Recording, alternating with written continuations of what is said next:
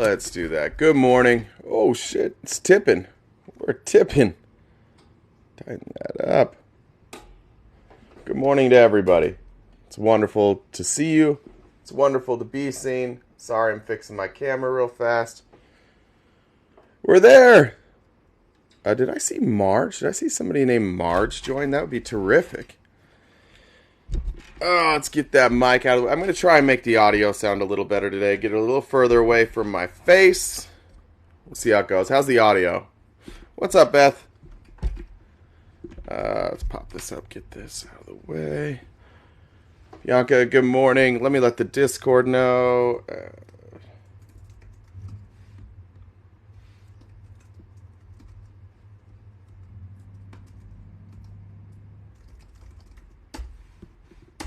Boom. Didn't even prepare today. Didn't even. I decided to make some breakfast this morning.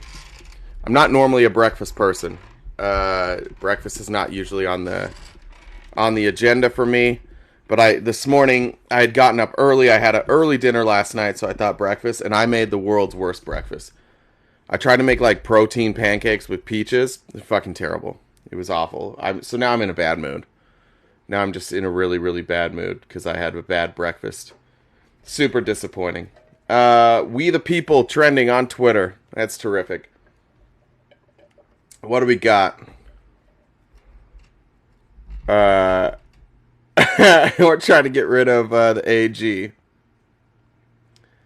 Cut the crap. You've been calling him terrible names. What are the terrible names that Letitia James has been calling Donald Trump? And what are some names we could come up with that would be...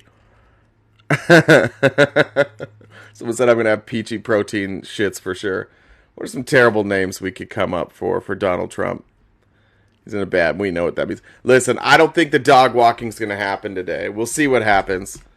I do have some DMs to share with you guys. It's backed by...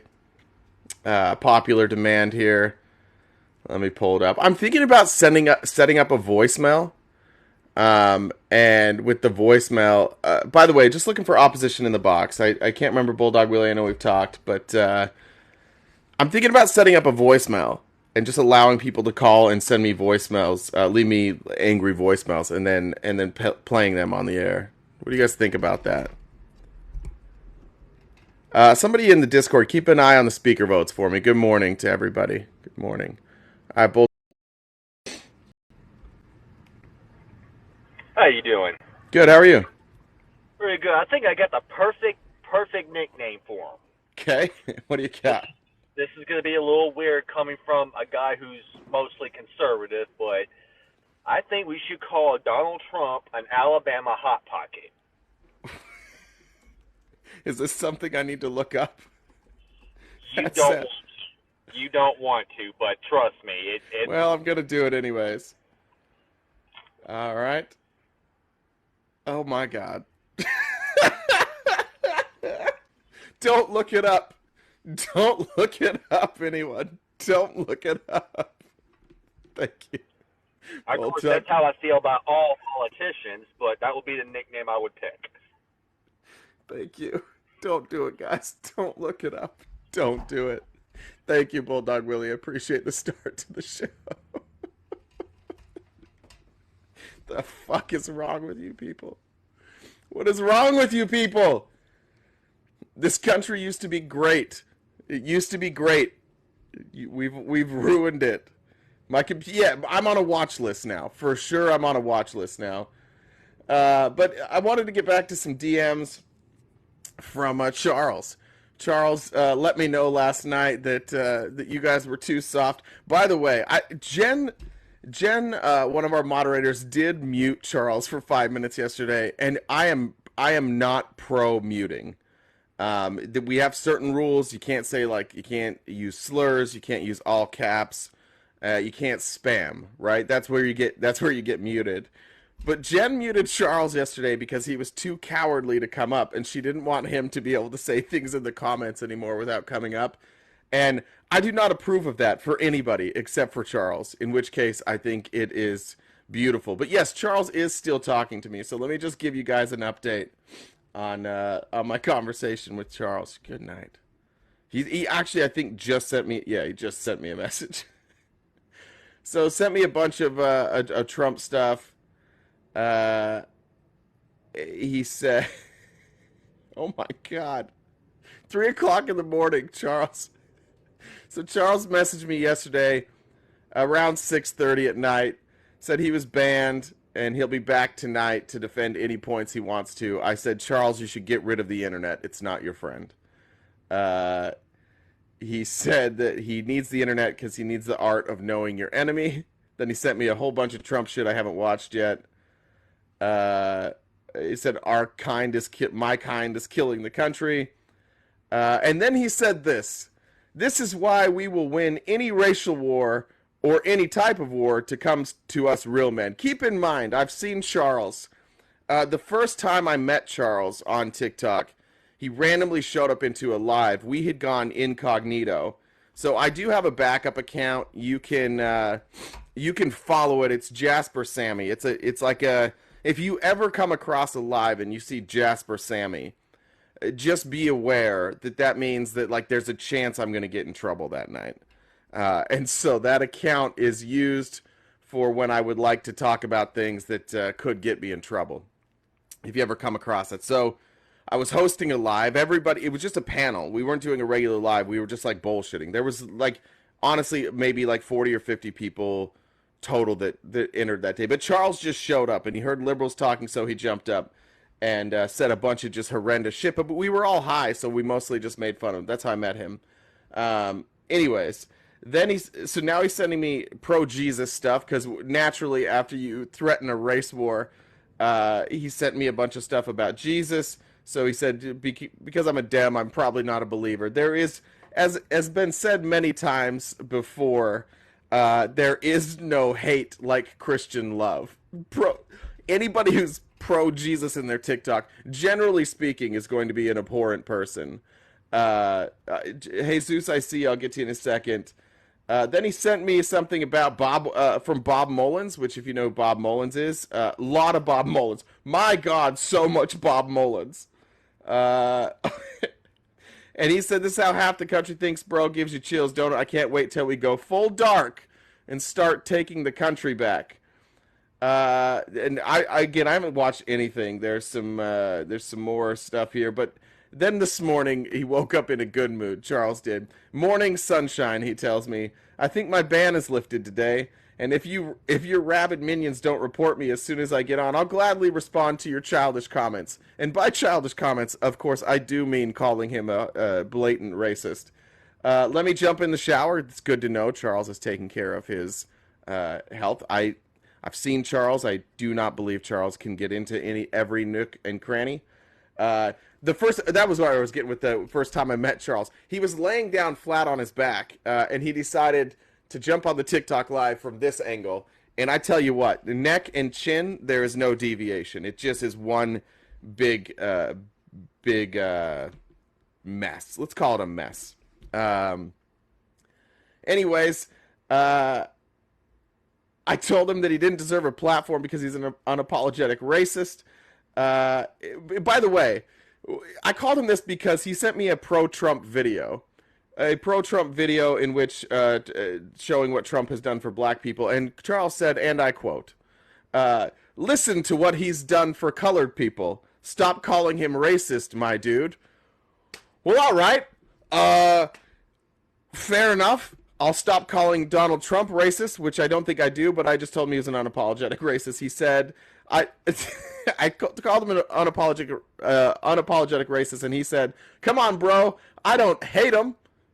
I just don't want to live with all these others. I don't know, others was not super specific, but Charles is definitely like, he's got a theme. And then he said, I'm thinking you've got some of this reversed racism.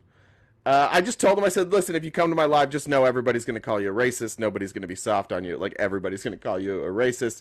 And this is the part I needed you guys to see or to hear. It's okay. I can answer to that. I'm not racist. Next point. Usually if you say something like, I'm not racist, and then you continue, your next point is going to prove how you're not racist. So just a reminder, I'm not pro-racist, says Charles. I'm pro-white. He said, plus I've found my people. There's a whole other TikTok. It's not all white hate and man bashing. There's actually a vast Republican movement. I'm sane compared to some of these folks, and they have 100,000 following, so I'm gaining followers and friends.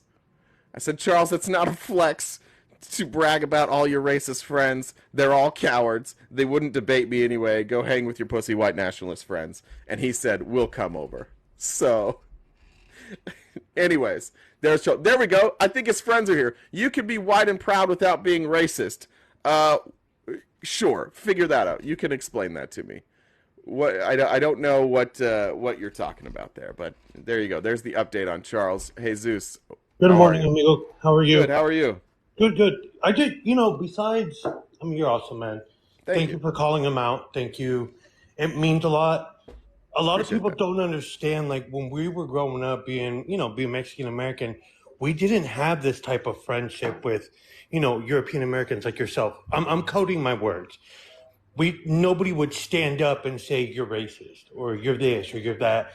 And even my dad the other day, he was watching the live with a couple of you guys on, and he's all like, white people are fighting for us now? I'm like, yeah. I'm like, okay. But, it's stuff like that is, and we appreciate it. I think that's what's going to help change things, is when more European Americans stand up and call this out. It's needed. Yeah, I hate that. It sucks that it needs to be said, but like everybody, regardless of your ethnicity, you shouldn't hate people based on what they look like. It's like the easiest thing in the world. It's not something that should be difficult for people to understand. Like, treat everybody like they were your child, and how you want other people to treat your children. That's how you should treat people. It's not that hard unless you're a Republican, in which case it's very difficult. No, and you're right. I grew up in a small town in California. It's Martinez, California. And the amount of supremacists in that town was unreal. Like, we grew up hearing it all the time. Like, go back to Mexico, this, that. But yeah, no, you shouldn't hate someone because of what they look like, what they believe in. Like, I'm not religious. I don't agree with the religious right, but I would never tell them not to pray, or, you know what I mean? Like, I'm not going to hate you because of, like, what you believe in, who you preach. I don't know. Yeah. A little crazy. Anyways, man, I just want to say, I appreciate it. I want to say good morning, man. I know you're going to have a lot more guests, so you have a great day. And thanks, Jesus. You too. I'll see you around later. All right. All right, take it easy, man. See it. I like how somebody said, like, don't treat everybody like your children. I didn't say that all Republicans were awful. I just said it's more difficult for Republicans to treat everybody equally. It's difficult when the leadership of your party doesn't do that. So it's not to say Republicans can't do that and that some Republicans don't do that. It's just to say that it's more difficult when you're a Republican. And I appreciate you Republicans fighting that good fight for us. Let's jump in here. Where are we at on the speaker vote? Do we have that yet? I know it was a loss early. Looking for just opposition in the box, please. Larry, I'm not sure if you are or not. Anthony, obviously I love you, brother, and I see you. I'm just trying to look for some opposition early in the morning, if we could. All right, there's the Speaker of the House. Where are we at on the vote?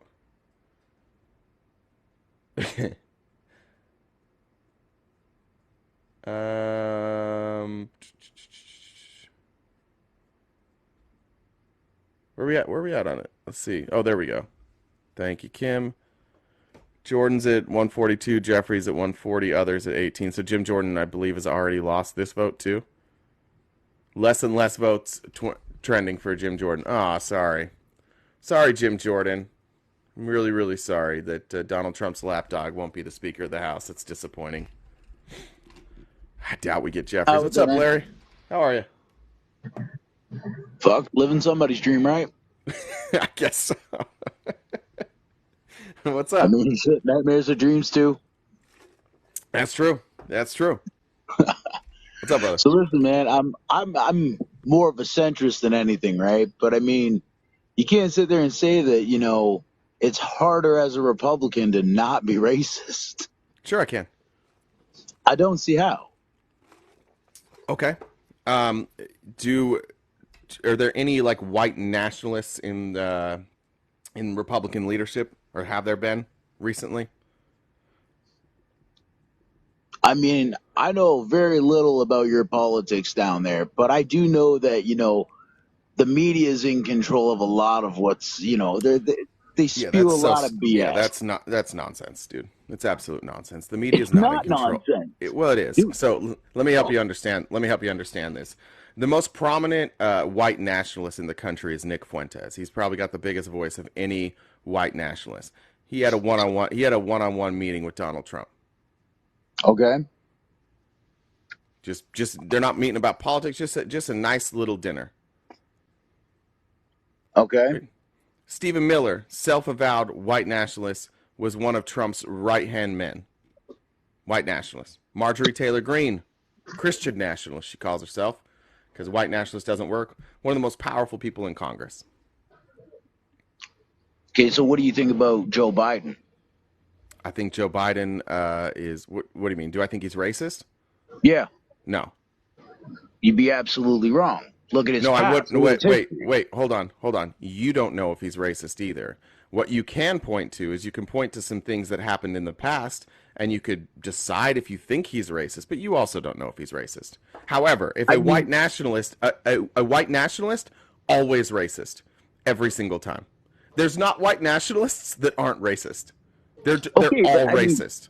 the guy has said some of the most racist things. He said No, more racist they're not things. some of the most racist things. Stop that. Don't overblow it. He has said some things that are definitely questionable. He said some things that are over the line. But you know he hasn't said the most racist things ever. Saying if you vote Republican, you ain't black, that's not the most racist thing ever. It's You're something right. that He's saying on television that if that the law needs to be enforced by gun and badge, and then a pause, and then he says and hood and noose.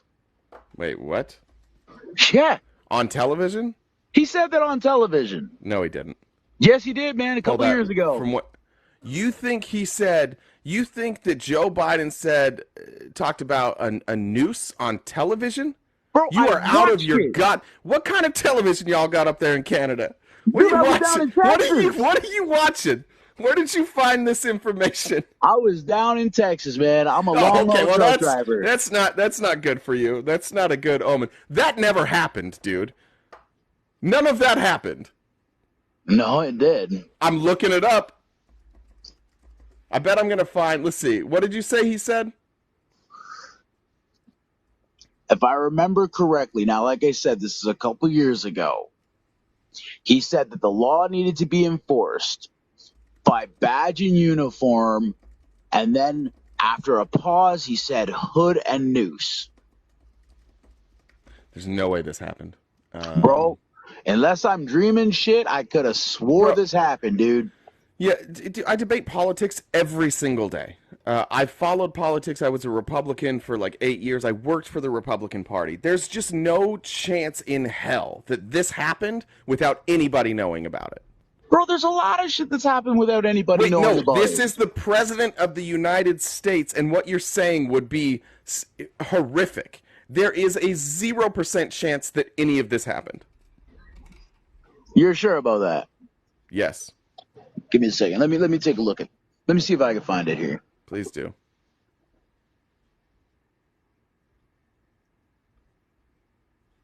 Let's see.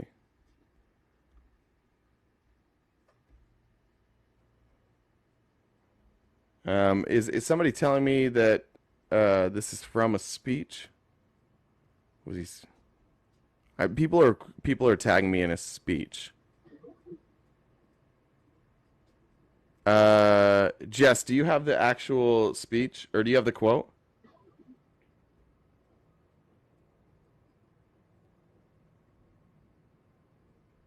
Does anybody have the quote? Can you just write it out rather than linking it if somebody has it in Discord? I see that, Augie. I see what you're talking about. We're talking about the Tulsa Massacre. All right, let's see what you got, Whisper. Whisper, do you have it?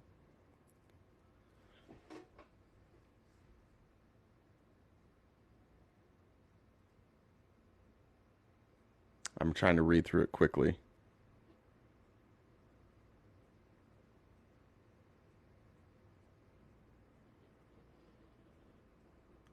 Did you find it there, Larry?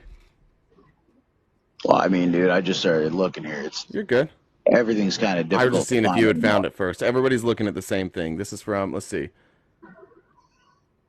All right, so here's the quote. It wasn't everyone, but there was enough hate, resentment, and vengeance in the community. Enough people who believed that America does not belong to everyone, and not everyone is created equal. Native Americans, Asian Americans, Hispanic Americans, Black Americans.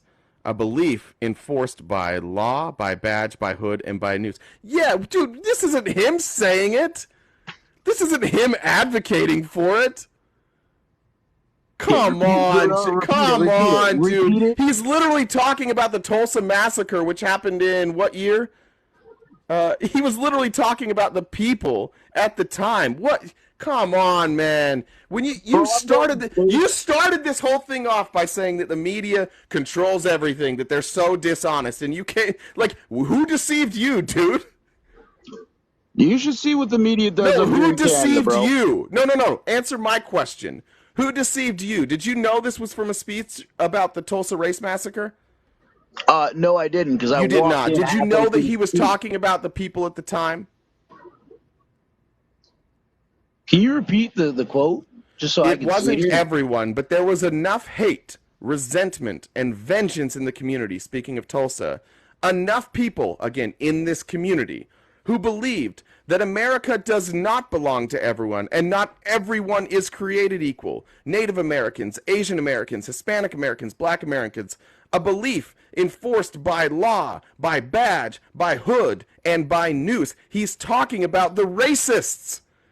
He's talking about the racists who perpetuated the Tulsa Massacre. This is a guy shitting on racists right now, and you're like, how racist is he? Okay, but hear me out, okay? I have already explained that I didn't hear the full statement, okay? And I'm not going to sit there and say that I'm right. Why did you assume he said that? The last part of the statement there. Why do you think that you assumed he said that? I assume that he said that because I believe that he's a racist person. Exactly. Look at some of his history. You are partisan. You will believe anything as long as it is said by somebody of the other party. Now, should we discuss the rate? Now, well, it seems like it. Should we discuss the things then? Now, I don't call Donald Trump a racist, but should we compare some of the things Donald Trump has said compared to the things Joe Biden has said? Okay.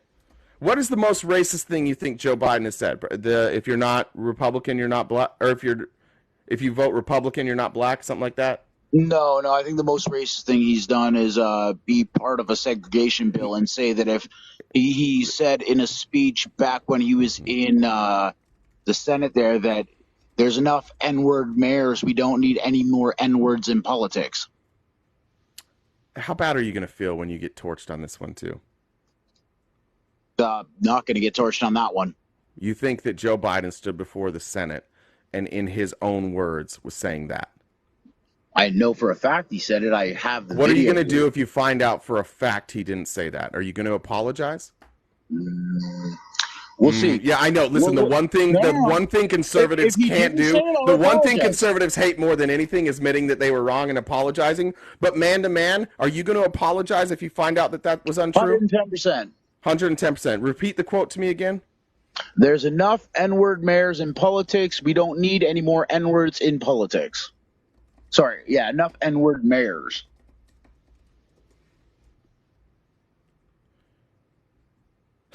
Okay. So Joe Biden here was not making the statement himself. He was reading a racist statement made by a Louisiana state legislator during a redistricting process. He was reading the quote of a racist that he was condemning. I am now ready for your apology. All right. I'm sorry. I misunderstood the statement. Not misunderstood the statement. You're sorry that you called Joe Biden racist for condemning a racist. I'm a racist because his name is literally on the biggest segregation bill in history. What segregation bill? But again, you're going to apologize. So 0 for 2. 2 times you have accused Joe Biden of being racist for condemning white nationalists. In both instances, he was condemning actual racists, and you called him racist. That's pretty good, right? I mean, I'm not going to lie. Now tell me about the segregation bill. Give me a second. I'm bringing up that information right now.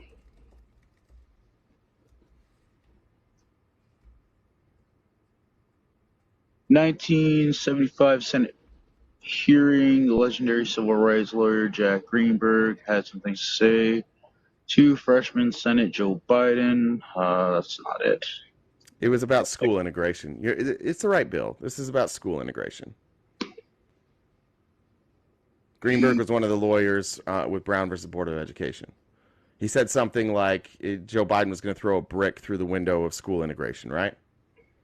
I'm not sure. I can't find it. And here's what they actually said. The people that were kind of upset about Joe Biden's vote, they said Biden, who I think has been good overall on civil rights, was a leader on anti-busing, a leader on America giving the language to oppose it, despite it being the most effective means of school integration at a time. Obviously, Joe Biden thinks is different, right? I'm talking about the 1994 Violent Crime Control and Law you said Enforcement segregation. You said segregation, which we probably meant integration. So we can get to that too. But if we can go talk about the integration, what Joe Biden did is he disagreed that busing was the best solution. That was it. He was not racist at all. He disagreed with the way that they were going to implement this. That's it. But now, would you like to go to the 1994 crime bill? The 1994 crime bill where is it here? They say it overcriminalized black people.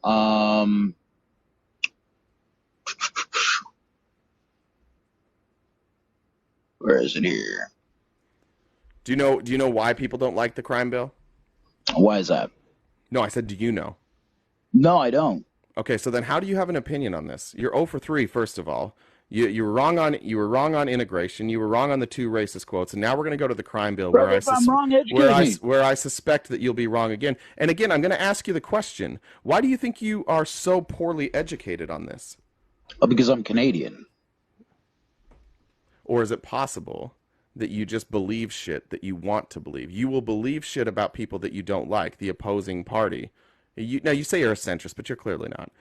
Every Republican, every MAGA person, everybody that loves Trump that comes up here is like, I'm a centrist, I don't love Trump, I'm an independent. I hate all politicians, you're absolutely no, you're a conservative, and it's absolutely true. You wouldn't believe this amount of dumb shit about Joe Biden without, whether you're a conservative or not, whether you identify this way or not. Your media, whatever you're consuming, is far right media, far right media. It is so far right that like some of the shit that you're bringing up, I hadn't even heard. That's how bad your media is. I had to Google shit. That rarely happens, that somebody brings up something they hate about Joe Biden that I haven't heard before. That's how far right your media is.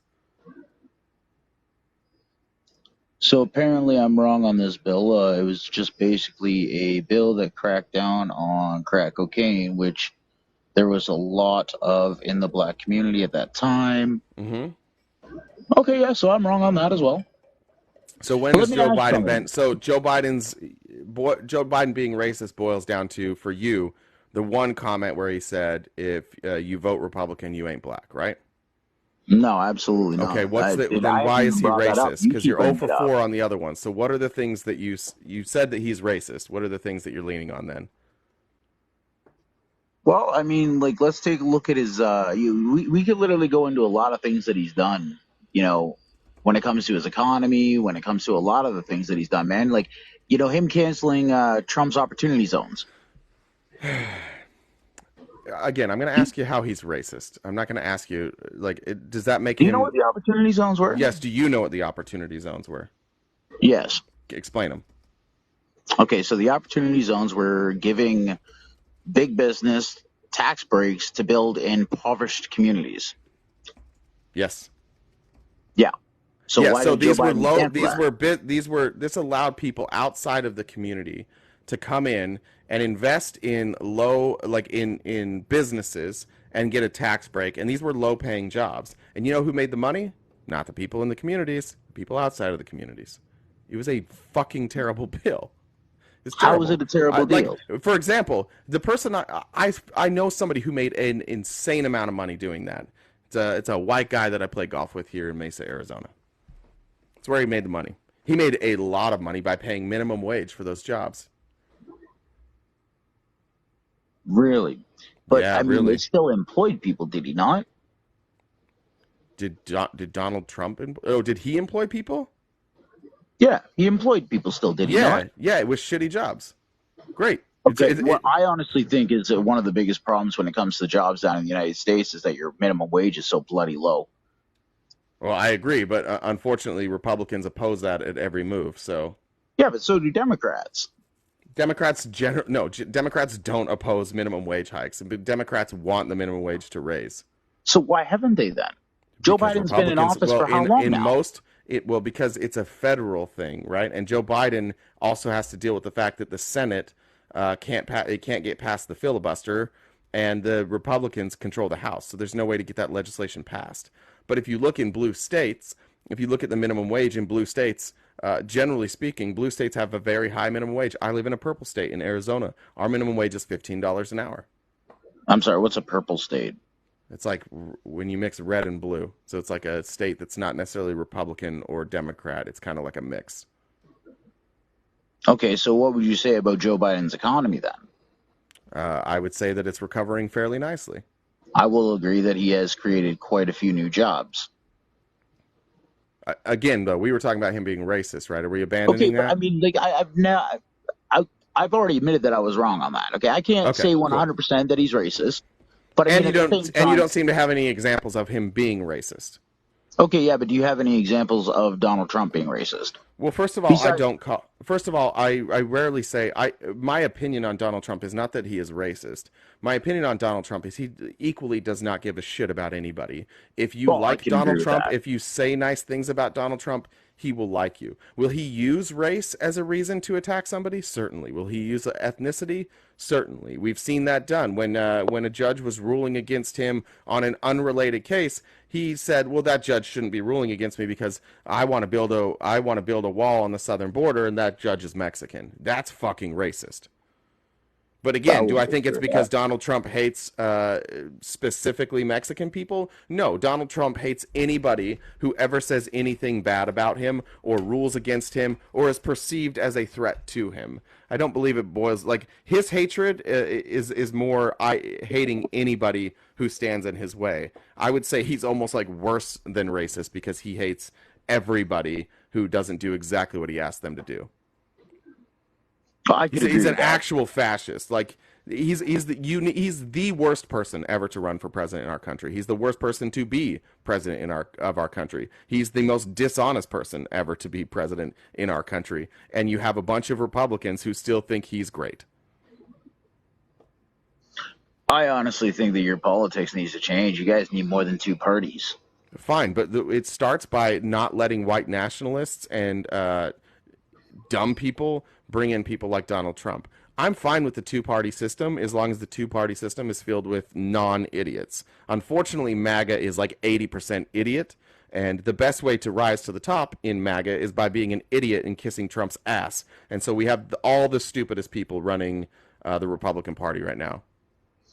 So why aren't you guys down there? Like, I mean, I guess you can't really. It's fucking difficult to shit down there, but my whole thing is why, like, you guys need to figure out how to hold not only your politicians, but, you know, the parties themselves more accountable for all their actions.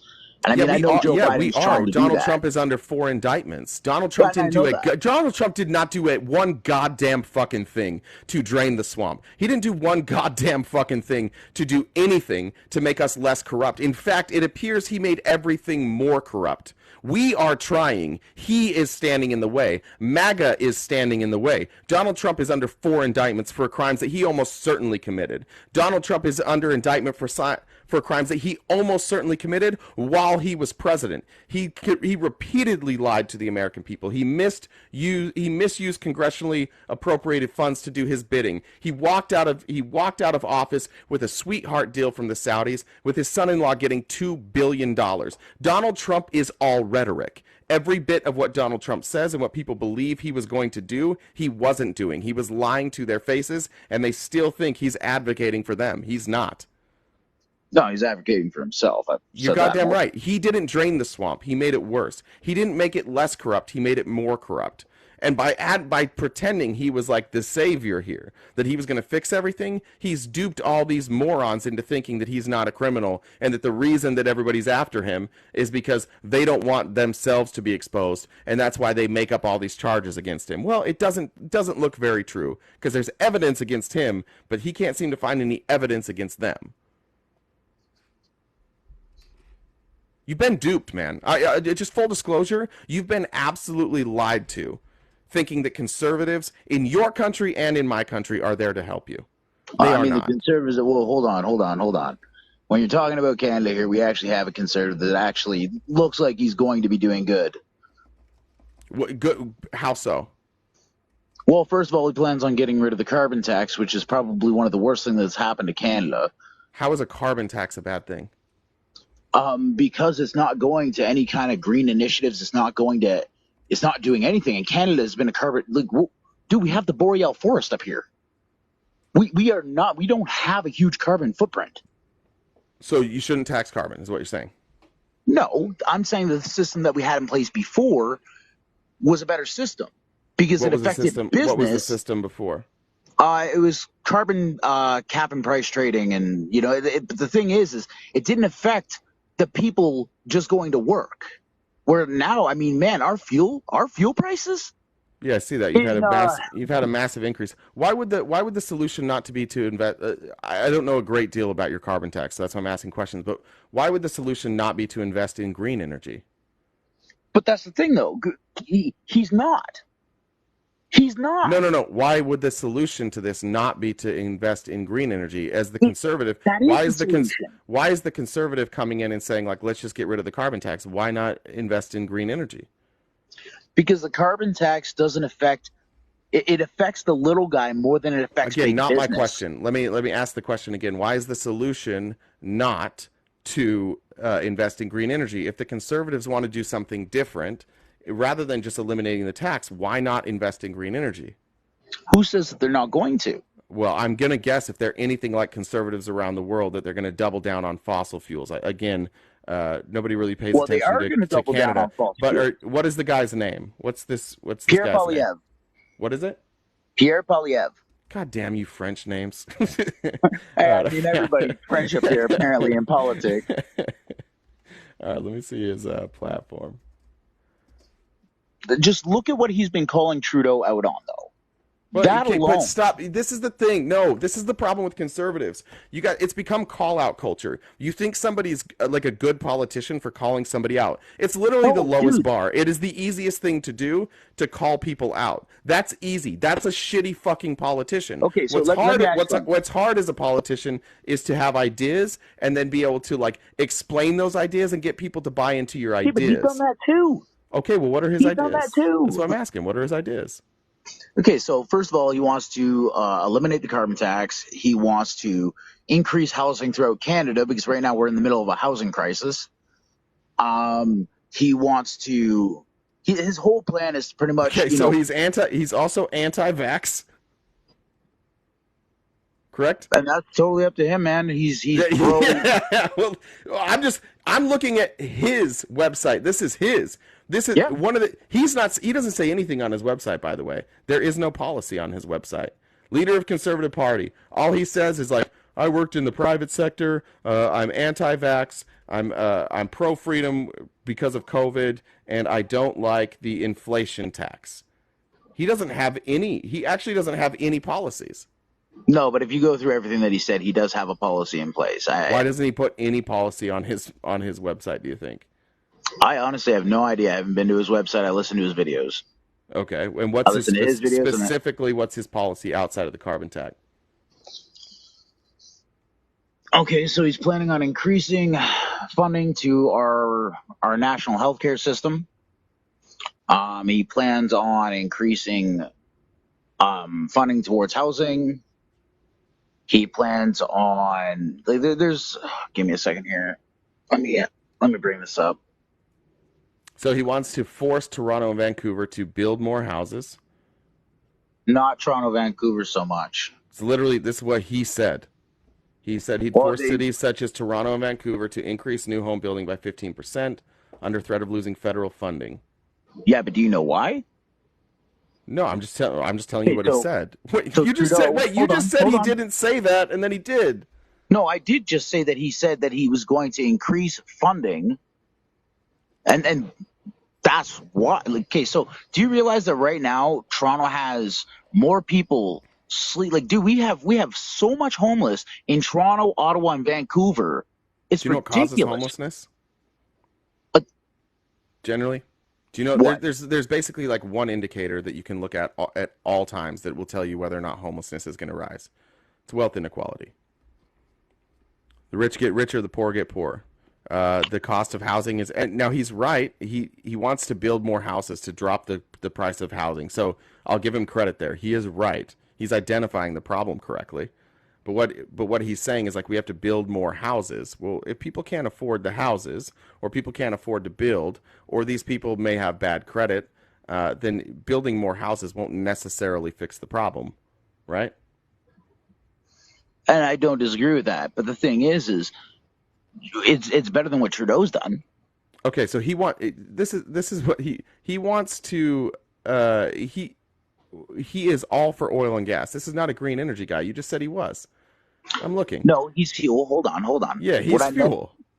Yes, I said why not invest in green energy?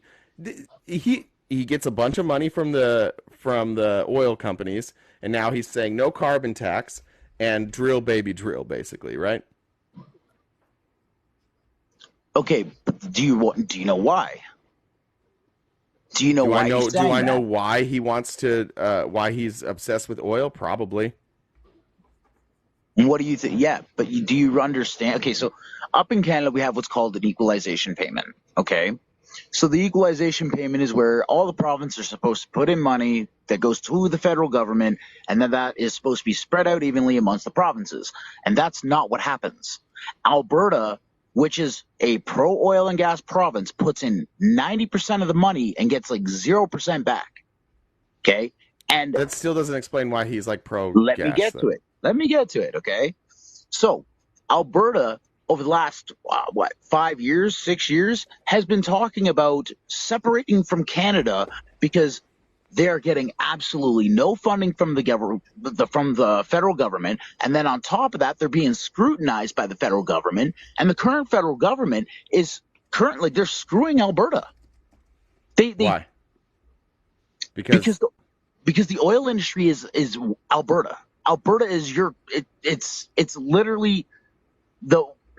I'm reading a story here from Alberta from May in 2023 saying Alberta, despite requesting funds, is now they may have to return $130 million in leftover funding that they did not spend because they were supposed to use that federal funding to clean up old oil and gas wells, and they didn't do it. Sounds like the federal government gave Alberta money to clean up old oil and gas wells, and they didn't do anything with it. Is that true? Look up the equalization. No, I'm asking if that's true. I mean, yeah, probably.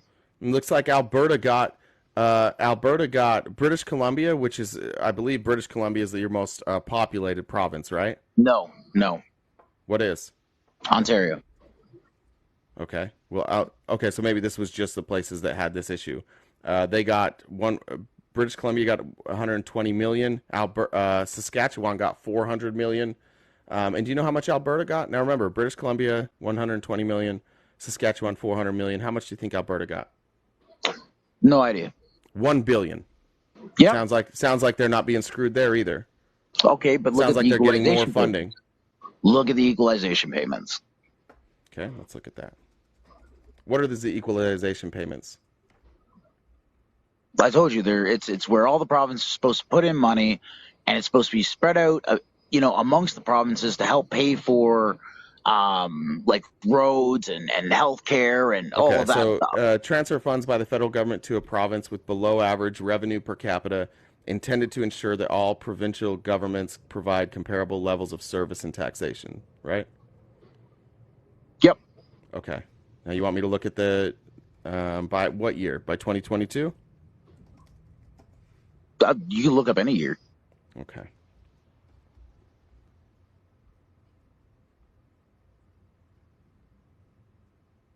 Okay, so Prince Edward Island got the most. I don't really. This looks like kind of what we have in the United States, where you take like your biggest states. You guys have provinces. In the United States, we have the same thing. The biggest states pay the most money. So California funds like a ton of red states, right? They fund the more poor states. Okay, but you see, here's the issue. When it comes down to it, though, Alberta has always paid the most, and they've got nothing back to take care of Don't their they make roads. the most? They do, but how can they take care of their own province if they're not getting even? They're literally not getting anything back. That's the beauty of federal taxes, right? When you have a country and you pay taxes to your federal government, they distribute that to the people who need it the most. Isn't it possible that Alberta didn't need it? Okay, but when Alberta's also so Alberta does need it though. Well, they seem to have the most. They seem to have the most money, and the money seems to be going to the poorest areas. Yeah, but that's because the poorest areas in Canada they're not liberal, right? Yeah. No, actually they're not. Ontario's okay, so then a conservative what's the issue right now. here? It looks like only the smallest and poorest areas get it. Prince Edward Island, Nova Scotia, New Brunswick, Quebec, Ontario, Manitoba. Quebec is the largest recipient of the equalization payment. I don't know because why is Quebec getting it? Isn't it based on who needs it? Yeah, but Ontario and Ontario and Quebec don't need it. But it's based on on income, right? So high income provinces don't get equalization payments, right? No, but they sure are taxed to hell. Yeah, that's because they're like you already said it. Alberta has massive stores of resources. That you're in a country, dude. It's not like Alberta's its own country. It's not like Alberta gets they are part of a country. So yeah, they have to pay taxes. And if they have a disproportionate amount of the money, it looks like due to again, I don't know a lot about Canada, but it looks like Alberta makes a ton of their money through gas, right? And natural gas and oil, right? Yeah. Yeah, so if they are the ones that have all those natural resources and they're part of the country of Canada, then yeah, it makes sense that the higher income earners would pay the most in taxes. Okay, but once again, you have Justin Trudeau who is currently killing the jobs here in Alberta. How's he killing the jobs? Dude, he's killing oil and gas. How? Killing oil and gas. Okay, how's he killing oil and gas? Is the biggest provider of jobs in Alberta. Okay, gotcha. So this is where the disconnect is between the right and the left generally. You care more about jobs than you care about the economy. You also care more about jobs than innovation. If you focus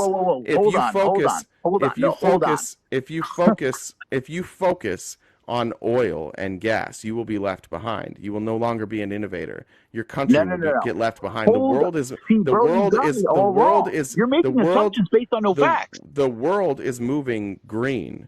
And if you but you can't jump to electric. You can't. Nobody's jumping to electric. You incentivize. You take away the subsidies to oil and gas. You stop investing in oil and gas, and you instead use that money to invest in green energy. But they're not doing that either. Well, they're trying. No, they're not. Okay, you want me to pull up Canada's investments in green energy? I think you're going to be wrong about this. Hold on. Let me explain something to you, okay? There is a company right now in British Columbia. Okay, they are creating one of the very first diesel-electric hybrid semis. Okay, this would revolutionize the transportation industry. Okay, because right now it's just a pure diesel engine with diesel exhaust fluid. If this guy, an electric diesel, electric truck, because it's not. It's in this industry. It's not feasible. It's not. First of all, the batteries are too heavy. The truck itself weighs way more than it can. There's weight limitations in every state, every province, and the truck is almost at those weight limitations. It seems like a giant tank of gas would be really fucking heavy, and if you got rid of that, it's not though. Wait, a tank of gas is not heavier than a battery? I hold a semi. Okay, I drive a semi. My semi has 110 gallons on one side and 120 gallons on the other side. Okay, that's not nearly as heavy as you think. How much do you think it weighs? Uh, Actually, I had the figure here a while ago because I used that for weight. So I'm looking at, let's see, 600. We're looking at, so that's the 300. You have how many gallons total? You have 240 gallons? 230. 150 times 5, 3, 6, 750 pounds essentially of gasoline if you're full. How much does how much does how much does the battery weigh for like an electric semi? So the total weight of the Tesla Semi is about 27,000. Versus, we'll pick a well-known brand here. Okay, it looks like up to 16,000. Yep, you're right. Looks like it can be up to 16,000. Okay. What does that sound? Is that you or me? Oh, that's probably me, man. I'm actually in my Semi. Oh, okay. Yeah. No Sorry, worries. I'm going to be shutting it off here in a second anyways. No worries.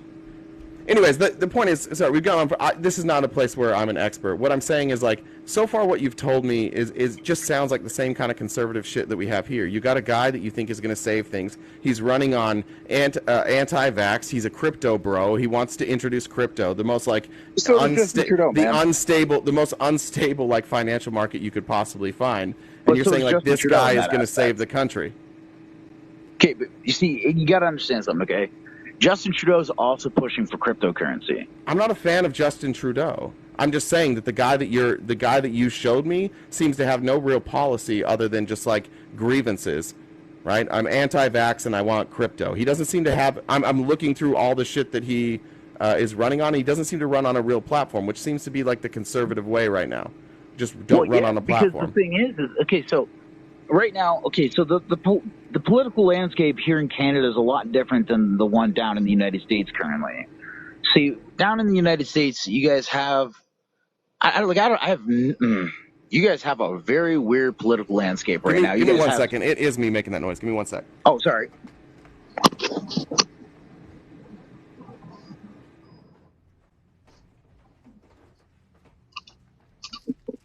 Sorry. That's good. All right, sorry about that. What were you saying? Yeah, no worries, man. I'm just saying, like, the political landscape down in the United States right now is probably one of the worst I've ever seen. I mean, I'm not going to sit here and say that Republicans are stupid. Well, I don't disagree with that. I mean, like, right now down in the United States, they are. Yeah. They're not, like, I told you in the beginning that I'm a centrist, and I know you haven't believed me ever since. Okay? Well, because everything you said is conservative. I understand that. I'm about to change your mind, okay? I do believe that we need social programs in both countries because there are people that need them. I do believe that they need to be reformed, at least here in Canada. I don't know what it looks like down in the States. Up here in Canada, I mean, we have people getting on disability for having a gaming addiction. And I'm sorry, but... I bet that's not true. Oh, no, it is. Actually, I know somebody in Ontario who's literally on ODSP, ODSP, because they have a video gaming addiction. All right. Sounds like nonsense, but keep going. I mean, it can sound like nonsense, but I mean, I know this person, and apparently she's not the only one. So, but I believe that they need to be reformed. I believe that we should have limitations on how long you could be on social assistance, because there's people that have been on it for 20 years. And there's nothing wrong with them. They're just lazy. And I know that because I know people that have been on social assistance for like 20 years. This is a mistake. This started in the 80s. It started with Ronald Reagan. Know that. The problem has never been and will never be people who are on government assistance.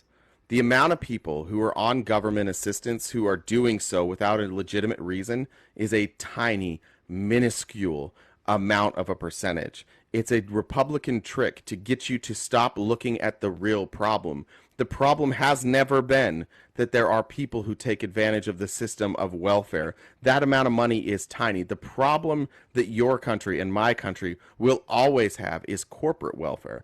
The amount of breaks and money that we give to rich people who don't need it, who don't want to spend their own money, that's the problem. It's a silly thing to do to blame the poor for the problems that the rich are creating. I don't disagree with that. Well, then don't bring that up. That's a weird thing to bring up. That's definitely not your problem in Canada. Your problem in Canada is not that there's too many people that are addicted to video games. No, no, you literally just reminded me of something too. Look at the corporate welfare that Justin Trudeau has given out, and take a look at what Pierre Poilievre has said about it. Okay. The guy is totally against against corporate welfare. I bet that the second. Well, wait a minute. He's not against corporate welfare. I just saw the subsidies and the tax breaks that he wants to give to the oil and gas companies. He's absolutely in favor of corporate welfare. In fact, he's in favor of giving corporate welfare to the richest people in Canada. I just read what he said about the oil and gas companies. He wants to give them a break. He wants to invest. He said, I want to invest in these companies. These are the richest companies by what you're saying. These are the richest people in Canada right now, the ones that are already complaining about getting too many taxes, and he wants to go and give them free money. He wants more corporate welfare. Okay, yeah, but look at the amount of corporate welfare that Trudeau has already given out in comparison to what he's projecting. You said, well, he's not projecting a goddamn thing because he won't put up any numbers.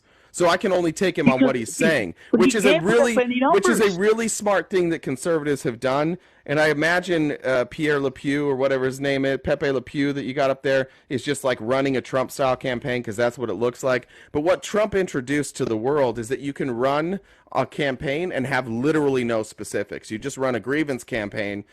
You can take any position you want, as long as you don't put it up there where somebody can fact check it and look at what you actually want to do, and you don't have a real plan, then people are just going to believe you and vote for you. He's running that kind of campaign. He has no plan. He has no specifics, and you guys just like him because he's not Justin Trudeau. Well, realistically, what other options do we have? We have Jagmeet Singh. Justin Trudeau's a better option than this guy. Absolutely not.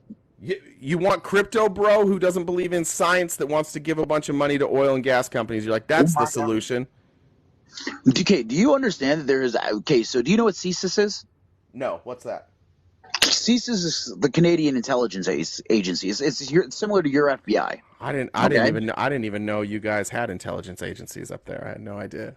Yeah, no. I'm still not convinced Canada exists, but go on. So... Did you know that recently, like very recently, that they actually proved for a fact, without a shadow of a doubt, that there has been Chinese interference in our last two elections? That happened, yeah. Was that surprising to you? No, but the thing is that happens in our elections too. Yes, I understand that. Okay, yeah.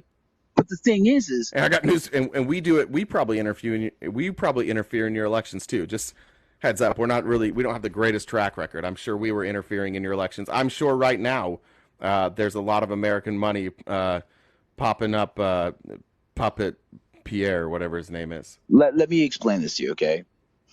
I really don't want somebody who admires the Chinese dictatorship to run my country. What did Trudeau say? Did he say he admires them? He literally said that he admired the Chinese dictatorship. When did he say that? Oh, dude, it's been all over the media.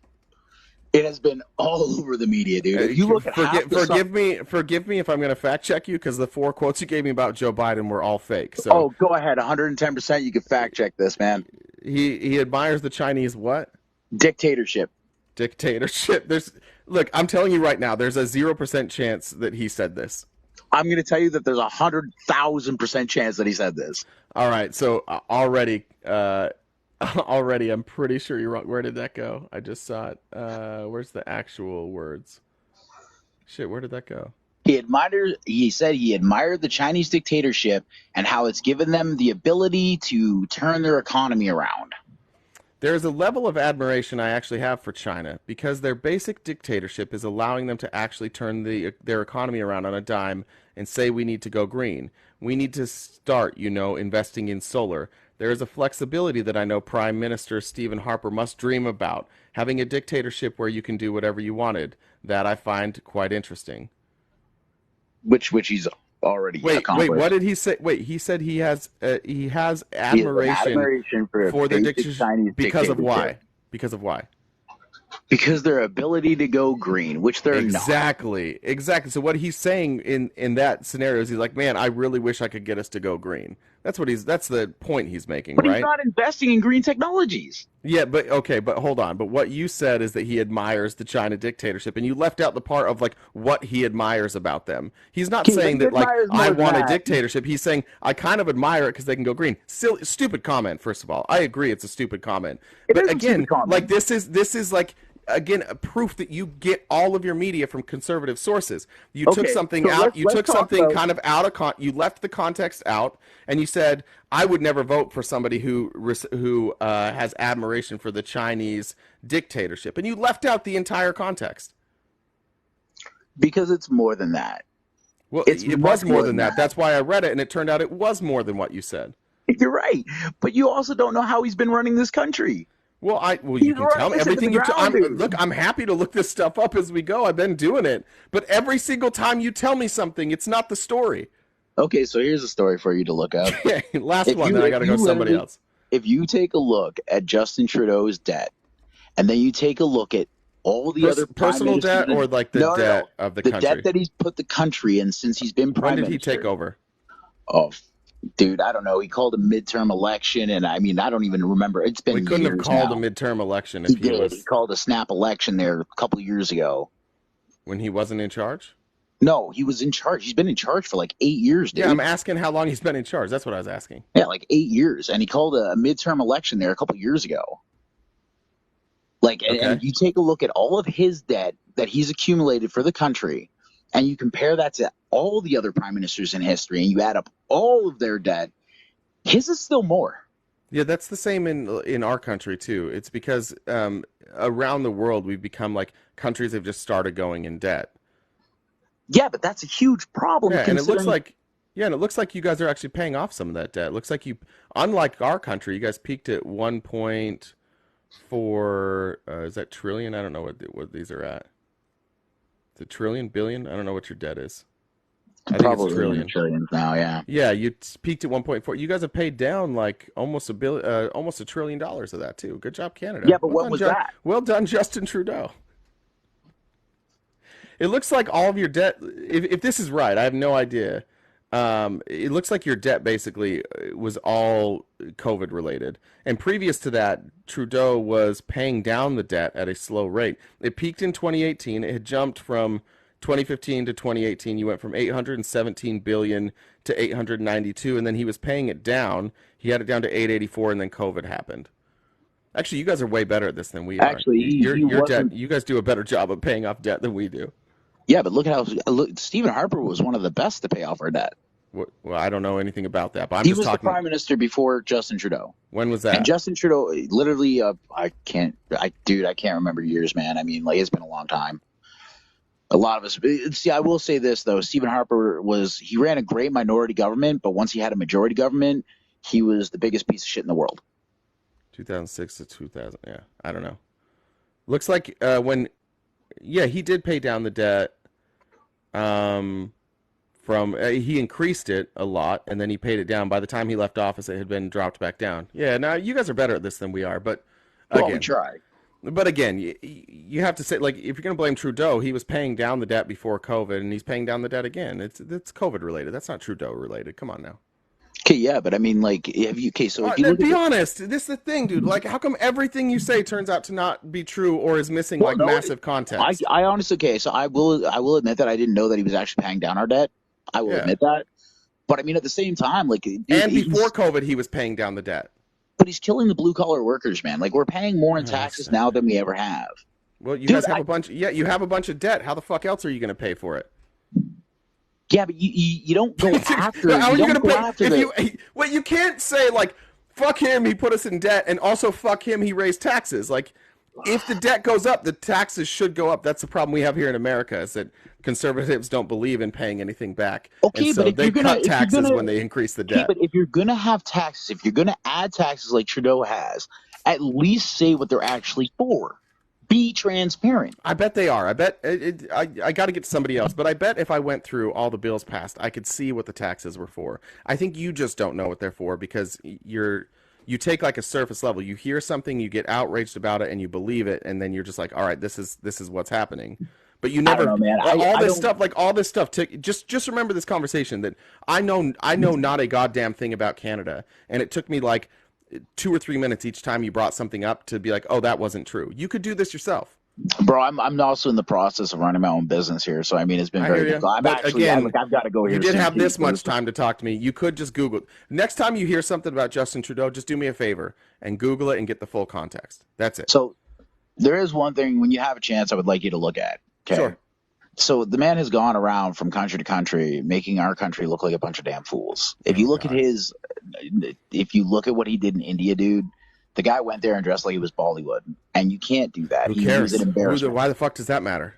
because he couldn't even get a meeting with the guy running the country over there for like 2 weeks. Because he or dressed something. like Bollywood. Stop it. This is silly. This is I'm- not a real. This I'm is not a dead real serious. complaint. I know, but this is not a real complaint. Stop that. It is Be less petty, dude. because If you're going to be a It's not even centrist, petty. if you're going to be a centrist, you got to be less petty. Only care about things that matter. This does not fucking matter. None of It this. does. This does not matter. Justin Trudeau is wild. Like, he is respected around the world. Now, but is he respected by conservatives around the world? No, but that's because conservatives are all just basically like fascists, so they don't like anybody who's not a fascist. I mean, Justin Trudeau is getting pretty close to that lately. He's nowhere near a fascist, not even remotely close to a fascist. Fascism is not something that he promotes. In fact, I would imagine that Pepe Le Pew here is probably much closer to a fascist than Justin Trudeau if I looked into him. To be honest with you, man, I just wish all of our countries had better options for who's going to run the fucking thing. I mean, Now we can find we can end the call on that, a source of agreement. We do need better people. I'm with you there, brother. yeah, All right, Larry. 110%, man. Come back sometime. Yeah, for sure, man. I'm going Hi, to send brother. you a follow. All right, we'll see you. See ya. Thanks, Larry. I'm still not convinced Canada's real, though. I'm still not convinced Canada is real. Feva, you're in timeout. You don't get a day today. The box is full, Feva. I just use you as chum. Tyler, what's up? Hey, man.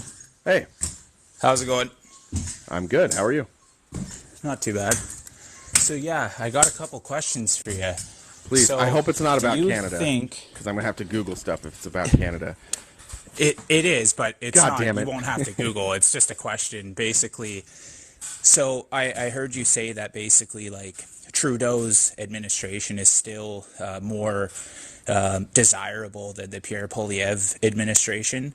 No, what I said is would I you probably say- would think that. I didn't know Pierre Lepoliev's name until like 20 minutes ago. So I would say fair that enough. if I dug into it, I bet it would be. Yeah.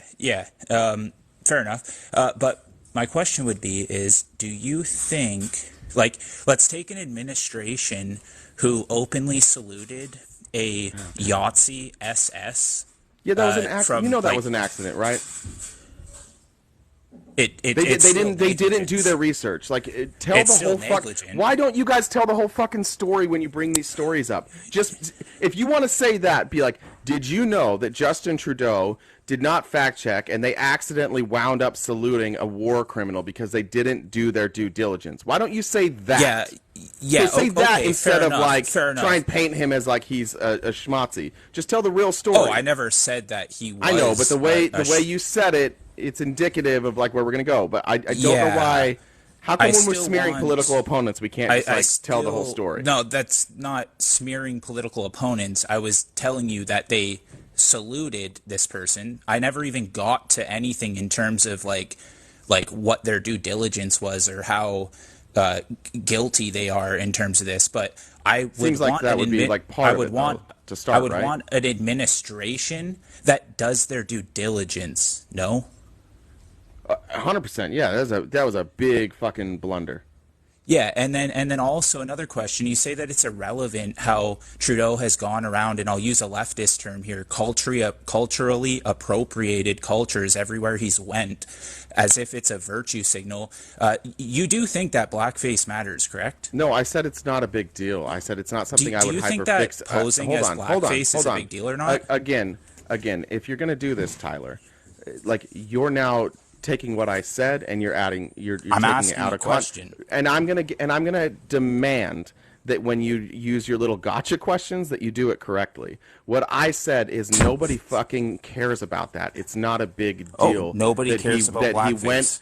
that he went to Bollywood and did that. That's what I said. Do you understand how I didn't outlandish say that claim anything is? about blackface. In fact, you could point to many politicians in the United States who at one time or another have used blackface. And I personally don't think that that would necessarily make it so that they couldn't run for office. I think that they should apologize for that, and I think that Trudeau should apologize for that. And after that, I'm not going to make a big deal out of it.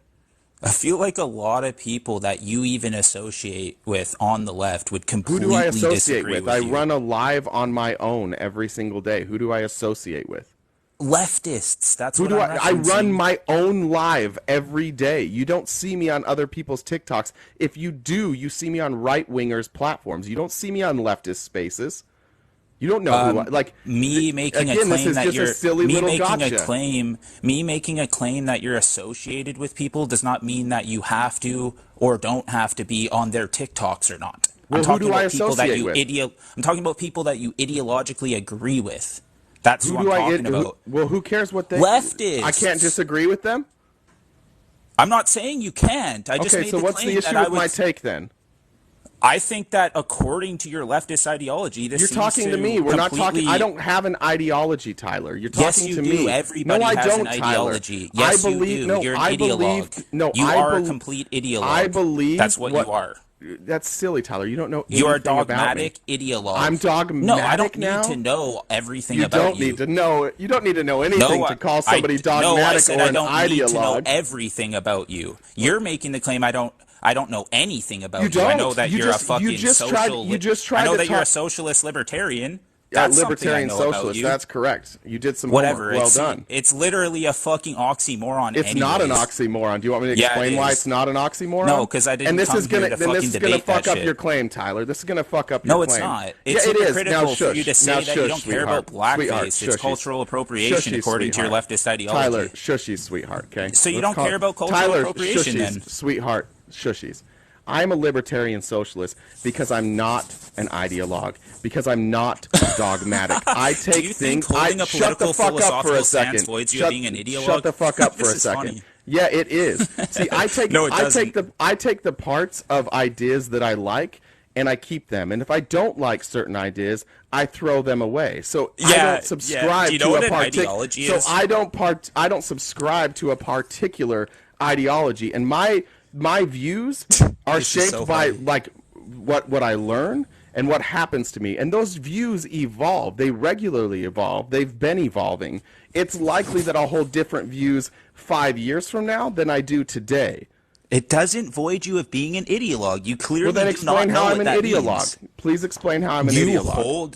You hold beliefs and ideas based on your presuppositions, and you espouse them. No, That's no, and- being an ideologue. No, an ideologue is Like, that you you are an need- ideologue. No, you know Will, no, for shut example? the fuck up. An ideologue is when you Triggered much? adhere to Holy an shit. ideology. That's literally the definition. I was adhere giving you the to fucking an definition ideology. of what an so ideology what is, you ideology fucking do I moron. adhere to? What ideology do I adhere to?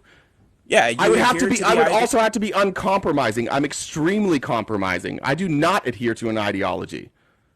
Yes, you do. What you definitely ideology? do, even if What you ideology? don't know. What ideology?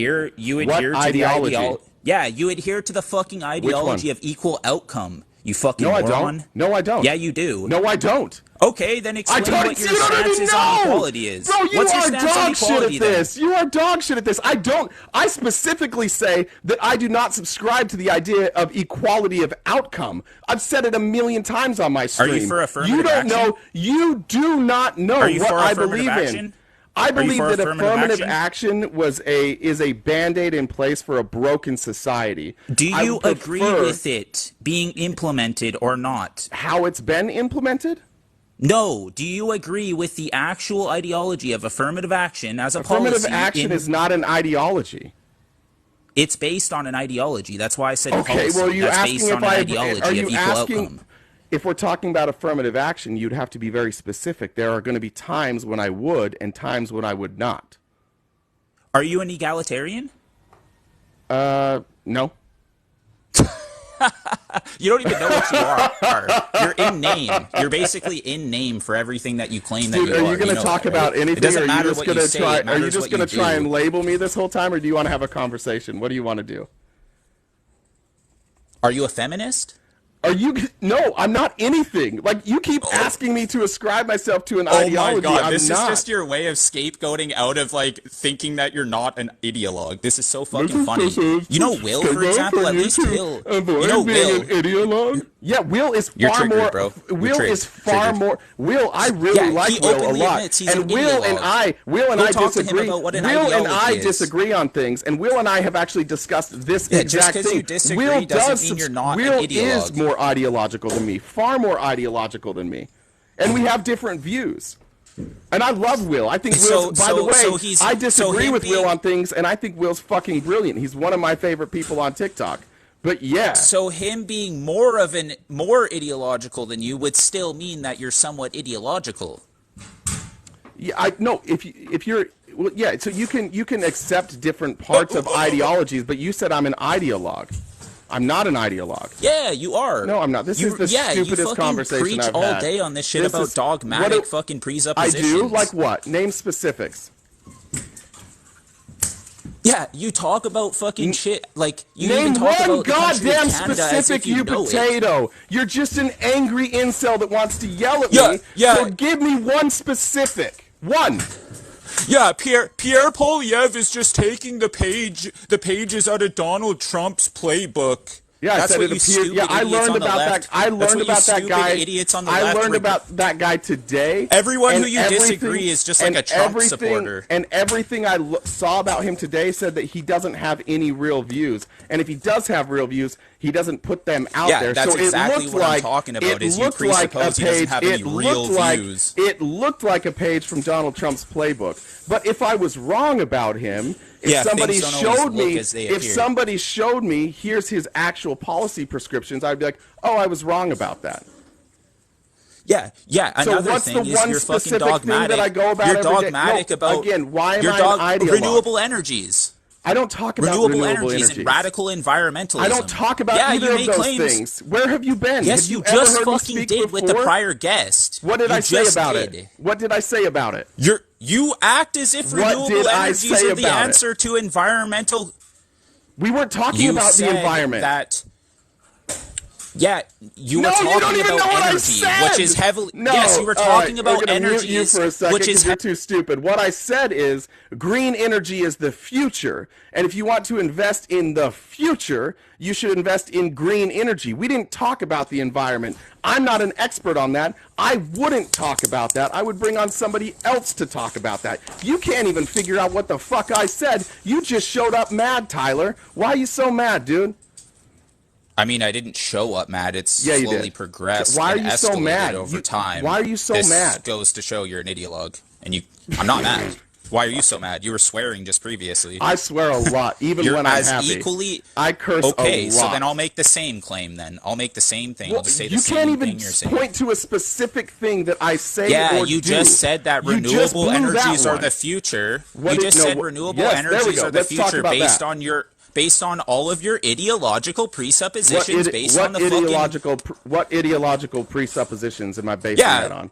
Yeah, that fossil fuels are turning our world into an unlivable fucking environment, and we need to radically eliminate... say that now, did I, Tyler? What I said is economically, green energy is the future, because if you look at what people are doing with technology, green energy is the future. I didn't make a fucking statement about whether or not it's helpful for the planet. I didn't say anything about an unlivable hellscape. What I said is it's the future of technology. That's all I said, Tyler. But you're too stupid to listen to what other people say, and you're so busy trying to nail me down to an ideology that you can't have a conversation like a human. Yes, I can. No, I definitely you can. So let's have a conversation like a human then, You're Tyler. Claiming that I Instead of trying to pin me down to an ideology, let's just talk about actual issues. Yeah, I was about to talk about actual the floor issues is yours, until Tyler. you started gaslighting me about how I can't talk Tyler. like I'm a sorry human. I'm sorry for gaslighting moron. you. I love you. You're beautiful. I'm sorry for gaslighting you. What would you like to talk about? Oh, I was coming up to talk about all the fucking bullshit you were saying about my country. Oh, you're from Canada? No shit, hey, you just put 2 and 2 together, hey? I didn't know you're from Canada because I never met you and you didn't tell me you're from Canada, but congratulations. What were you upset about? What were you upset about? So there you go. You're on to something. Is this your shit? This is really good shit talk. This is really good shit talk. You're nailing it. What do you want to talk about with Canada?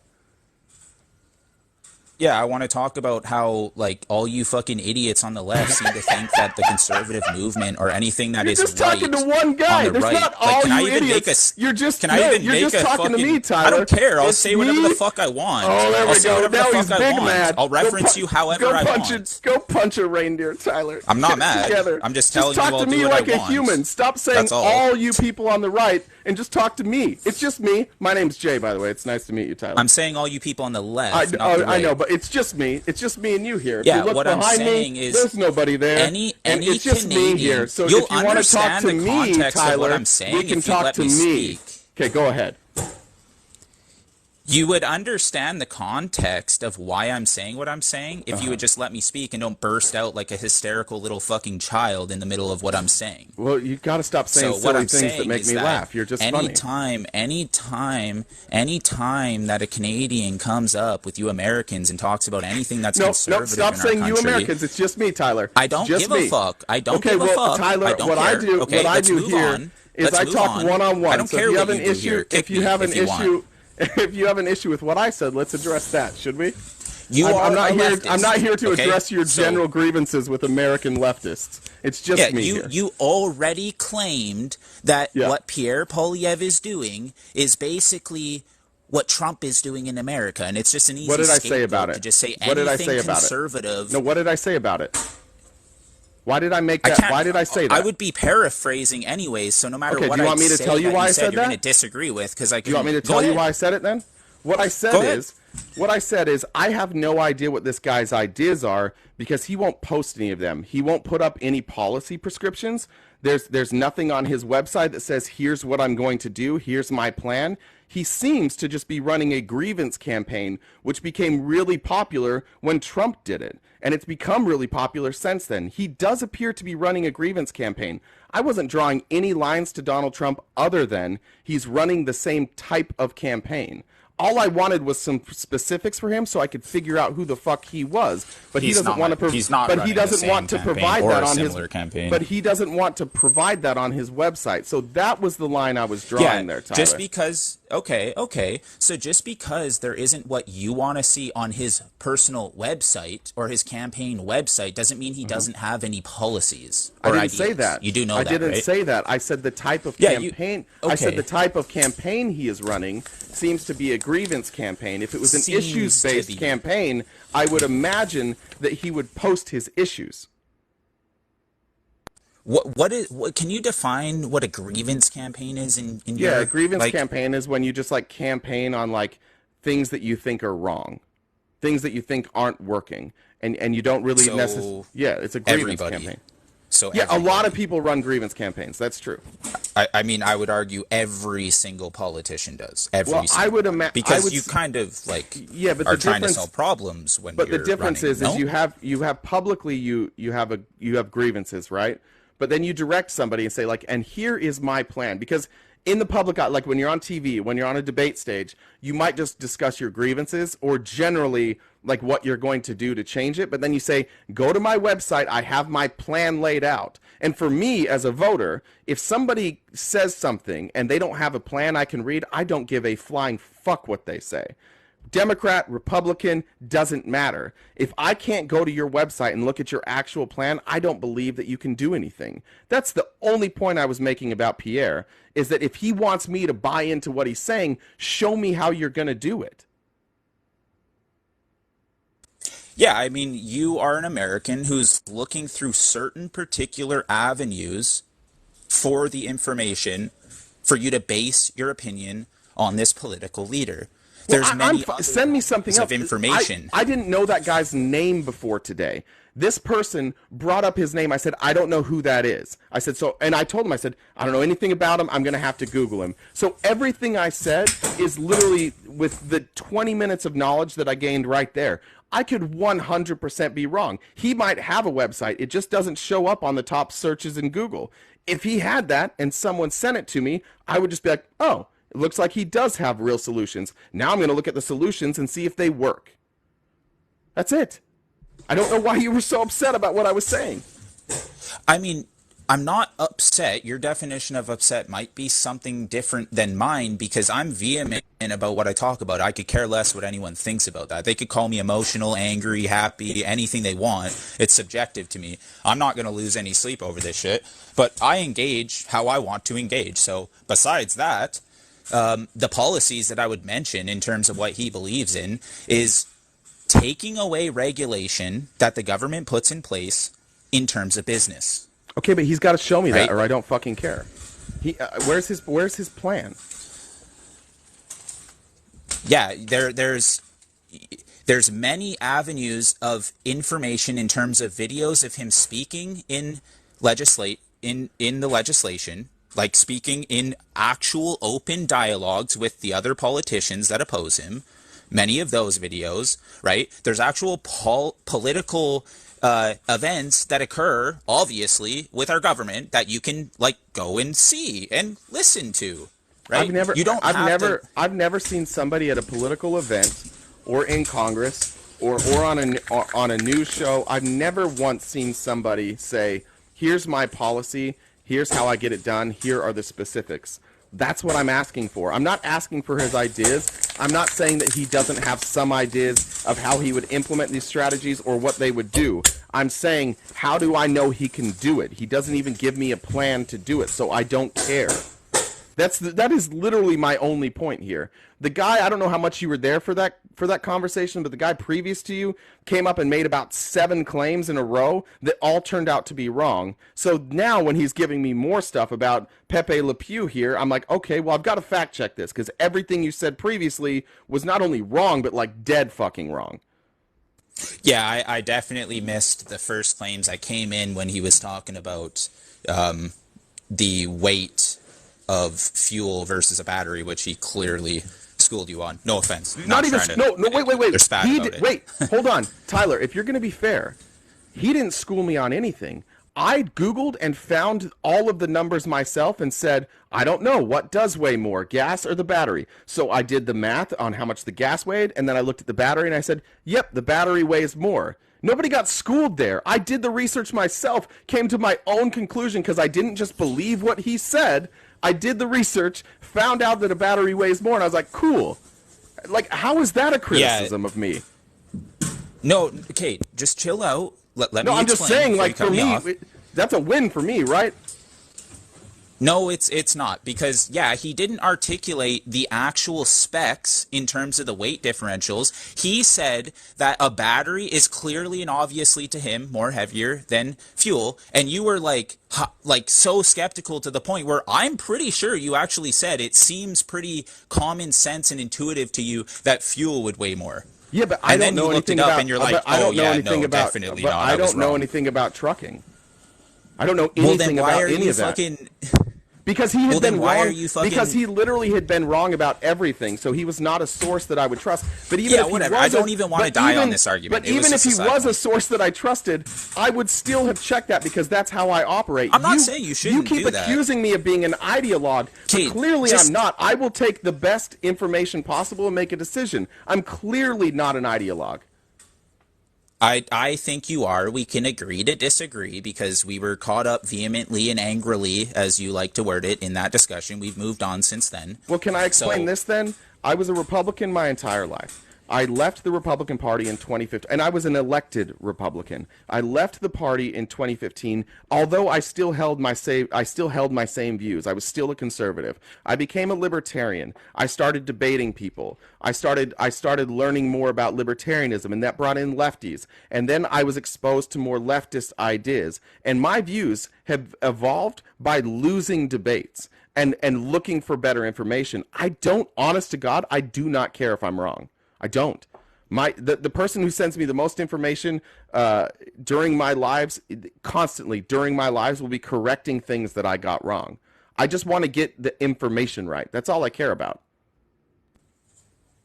Yeah, no, I agree with the majority of what you said there, although, people tend to go on, little speeches about how they care about this and this and that, and then in other instances, they do the complete opposite. Some people don't even know truly what they care about. Like, I would argue most socialists don't even care for the poor. They actually just hate rich people, for example. Fair, right? There probably are, but like, I'm not.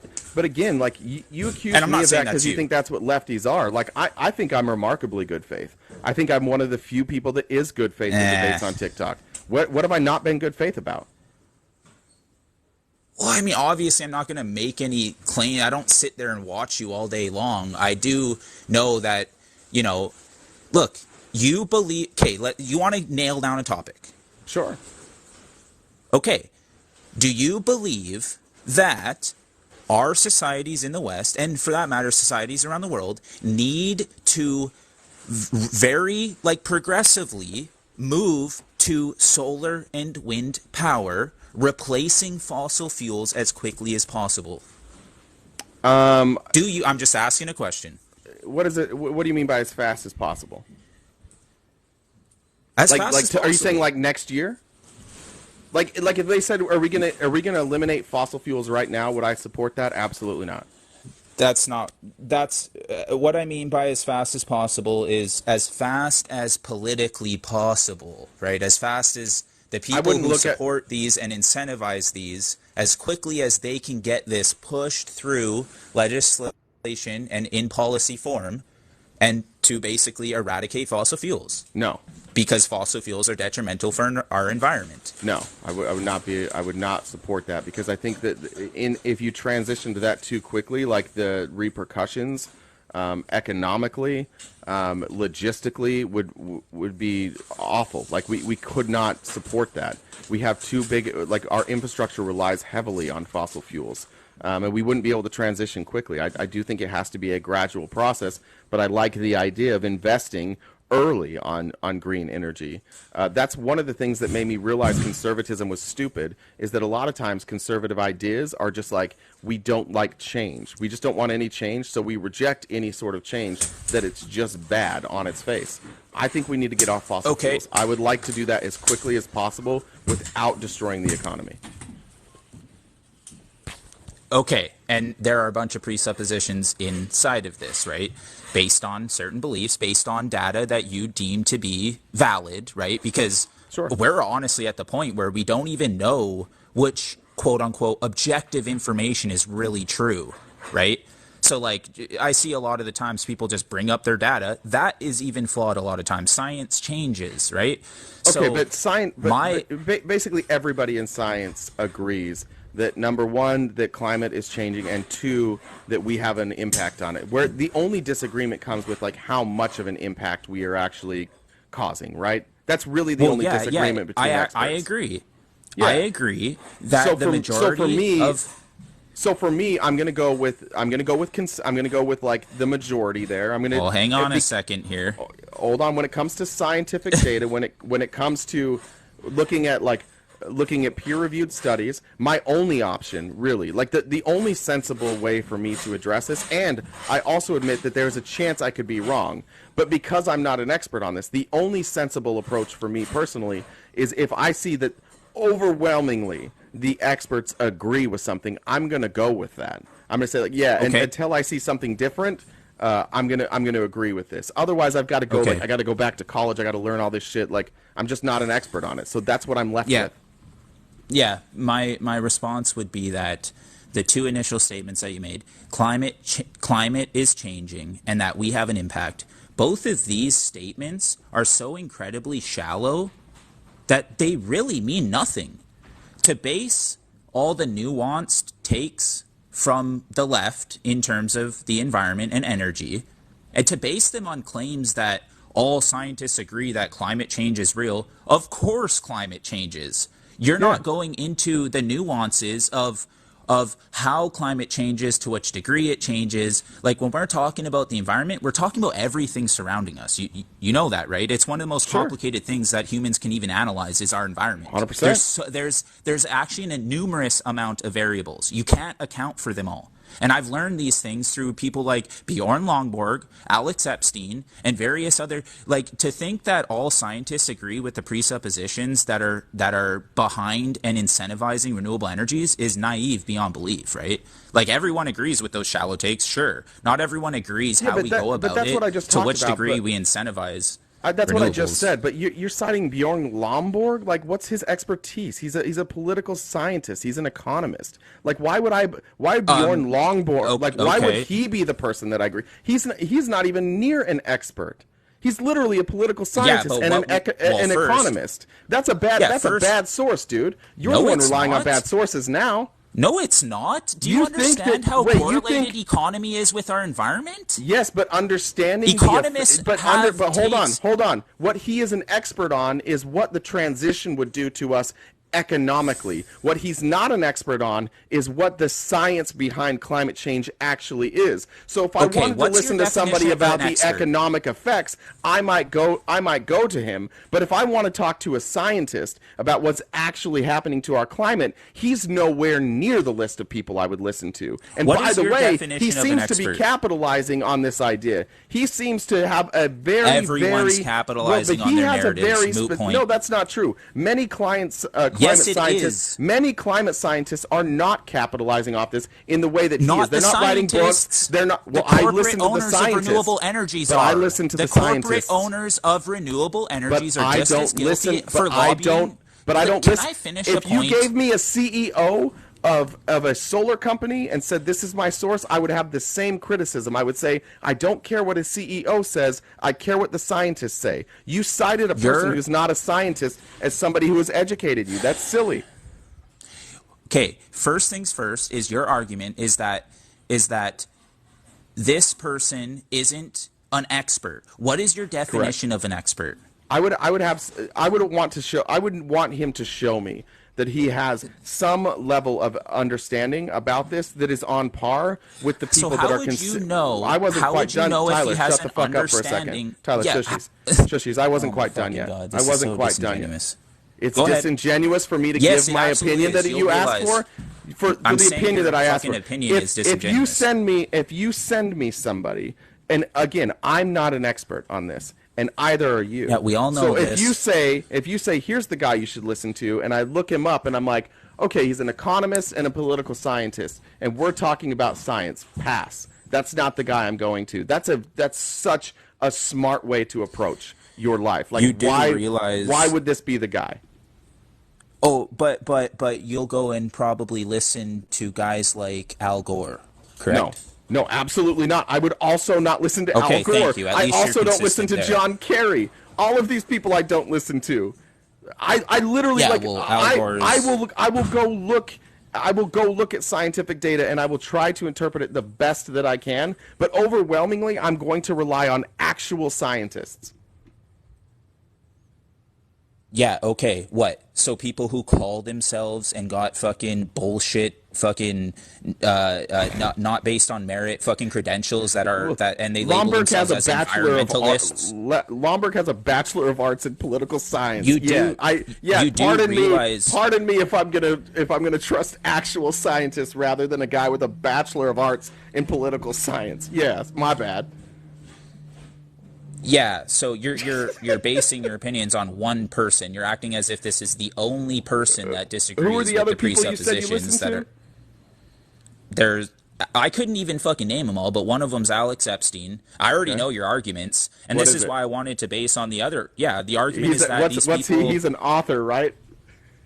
Your argument's going to be that he's biased for the oil industry. He has a book called The Moral Case. The Moral Case for Fossil Fuels. Yeah, I know you're laughing, but you seem to think that fossil fuels Like, there's no moral case behind whether or not we have fossil fuels available cheaply for the entire world, especially for the developing countries. Every time I want to learn about science, the first stop I make is to somebody who has a bachelor's in philosophy. That's the first person I want to go to when I'm understanding climate science. And the second one is a guy that has a bachelor's in political science. Those are the good ones. Good sources, dog. Good sources. Yeah, so do you think that you need to have, like, what label will deem you an expert? Tell me, please. Somebody who has, like, some sort of environmental science degree. Environmental science? That's not even a fucking thing. I said That's fake. Some type of environmental science degree. So you could there's all sorts of all sorts of science degrees, geology. You could, I don't even, where would I go? Yeah, exactly. Just saying, you know where I wouldn't go? Philosophy or political science. Neither one of those. Yeah. And by the way, environmental science is a degree. I just looked it up. Yeah, so do you think that if you don't... Yeah, I don't fucking care if it's a degree. You can have a degree in fucking... You can have a environmental degree in science? Yeah, that's a good degree if you're going to be an expert on... I don't know, environmental science? Yeah, just like there's degrees for environmentalism, as if environmentalism is a specific fucking field. It's a joke. But you know what it's not? It's not philosophy.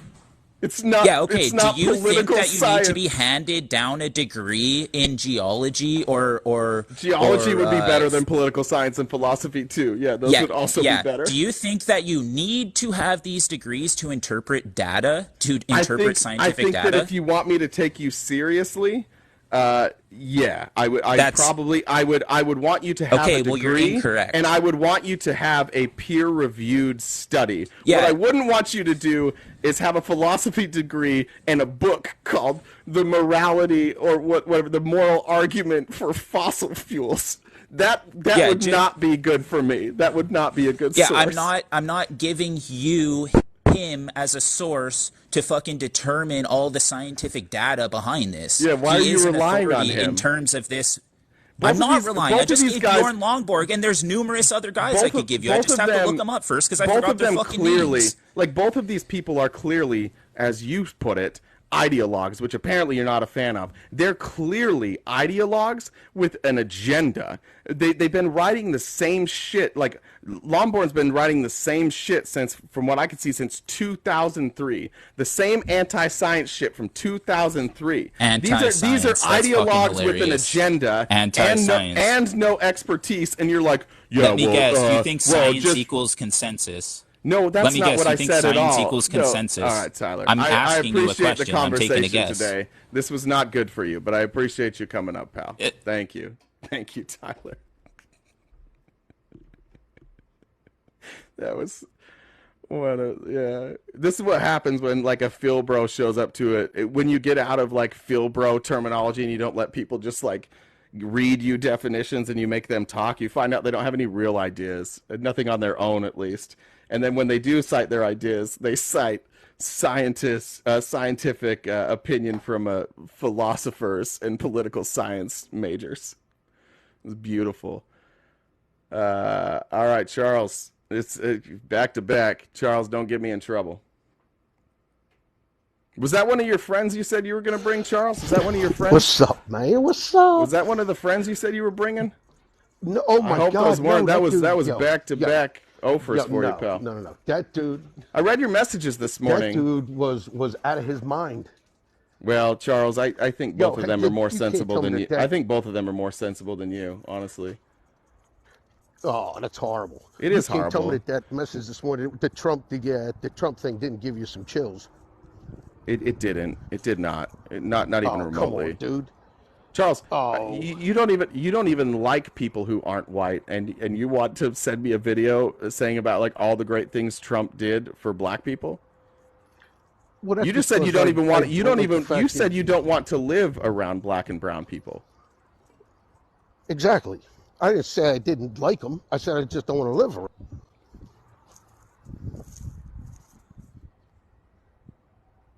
How do you feel about that, Charles? Yeah, I do have a problem with that. I think you're racist. Oh, that's okay. You can think I'm racist. Why are you so racist, Charles? I'm not racist. I'm just Nope. pro-white. Yeah, that's the same thing, Charles.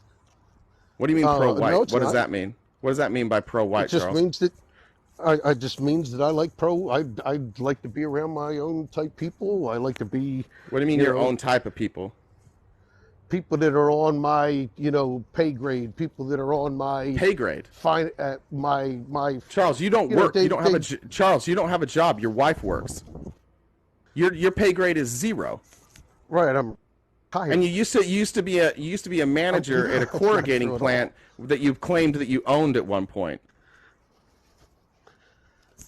So Yes, what's I your was. so you just like I ran a car. I people was that get 8 paid years. I was. $0 and sit at home and smoke weed and say racist shit on the internet? That's the pay grade you're talking about?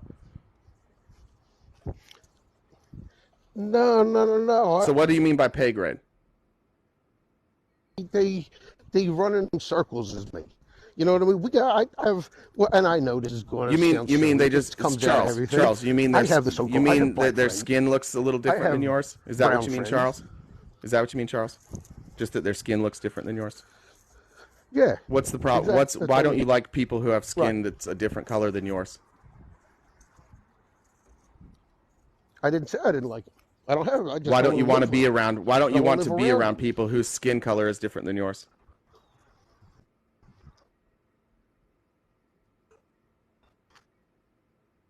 Because I have much different morals and ideals than I do. What morals do you have that are different than people that have a different skin color than you?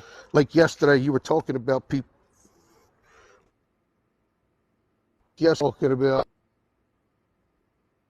people. You're breaking up. They're running around in Air Jordans. Holy shit, we got a dog So you don't fight. like people that wear Air They're Jordans? walking around in Air I have a Jordans, pair of they're Air walking- Jordans. Are you just mad that Well, I people? wouldn't Are you wear just those mad that people because are of running Colin around since Kaepernick, you can't but- run, Charles? Is that what you're upset about? That you can't run and they're running around? No. Okay. So what's the issue? So I'm you have a actually problem running with right now, you doing have it you have a myself. problem with people that have a different skin color of you because they wear different shoes than you. So far, that's what we've heard. No, they have different morals and ideals. Like what, Charles? dude. What are the ideas? These I asked people that about were morals and black, that ideas, were and you brought up looting. Jordans. So what are the morals and ideas that are different for you? Okay, thou shalt not steal. There's Okay. one. Do only How about that one? So white people don't ever steal? Not the ones I know. Oh, okay. So nobody you haven't been around anybody that steals. Oh Got no, it. you know what? I did know one guy that stole some stuff. He was a judge. He Gotcha. stole So some are you stuff saying out that of his, are you saying that all people who aren't white do steal, or that if they don't steal, they that if they don't steal that they support it? Oh no, not at all. Not the ones that I hang out with. I mean the ones you hang. Yeah, but again, the question is because you're talking about skin color. Right. Yes, so there are brown and black folk that I hang out with. Oh, you do? What do they think about these comments? They feel the same way I do. They also You see, don't like there's a- brown and there's a- black people? Exactly. They have a name for those people. And it's just, it ain't it doesn't come from my mouth. It comes from theirs. Oh, sure it does, Charles. Sure. Now, Charles, tell you, there's a when big- do you there's a hang big- out with it? You don't hang out with any of these people, Charles. You're lying. You don't hang out with Yeah, anybody. dude, they'll tell Charles. you there's a huge difference between- Charles. You've told me before you don't hang out with anybody. You don't have friends, Charles. You sit around at home and then you ride on your motorcycle and then you call into TikTok and you say racist shit. You're lying right now. And so instead of blaming this on people, friends of yours that definitely don't exist, why don't you be a man to man, and tell me why you don't like people whose skin color is different than yours? Because what part don't you understand? They have different ideals and morals than What I are do. the ideals and morals? Thou shalt not kill. Thou shalt not steal. Thou shalt not be an ignorant You asshole. think people with a different skin color than you have different morals, that everybody with a different skin color believes that you can steal and kill? Is that what you're saying? I never said all. Did I ever say all? I don't think all ever left my mouth. Well, then why do you have a problem with all people with that skin color? Because I don't have a problem with all. Well, I you said told you don't I want to. have You some just that said are you don't want friends. to. You said you don't want to live by any of them. I don't. Why? Well, because normally they destroy their neighborhoods. How did they destroy your neighborhood? They bring property value down. They bring in a bad Okay, element. how do they bring property value down?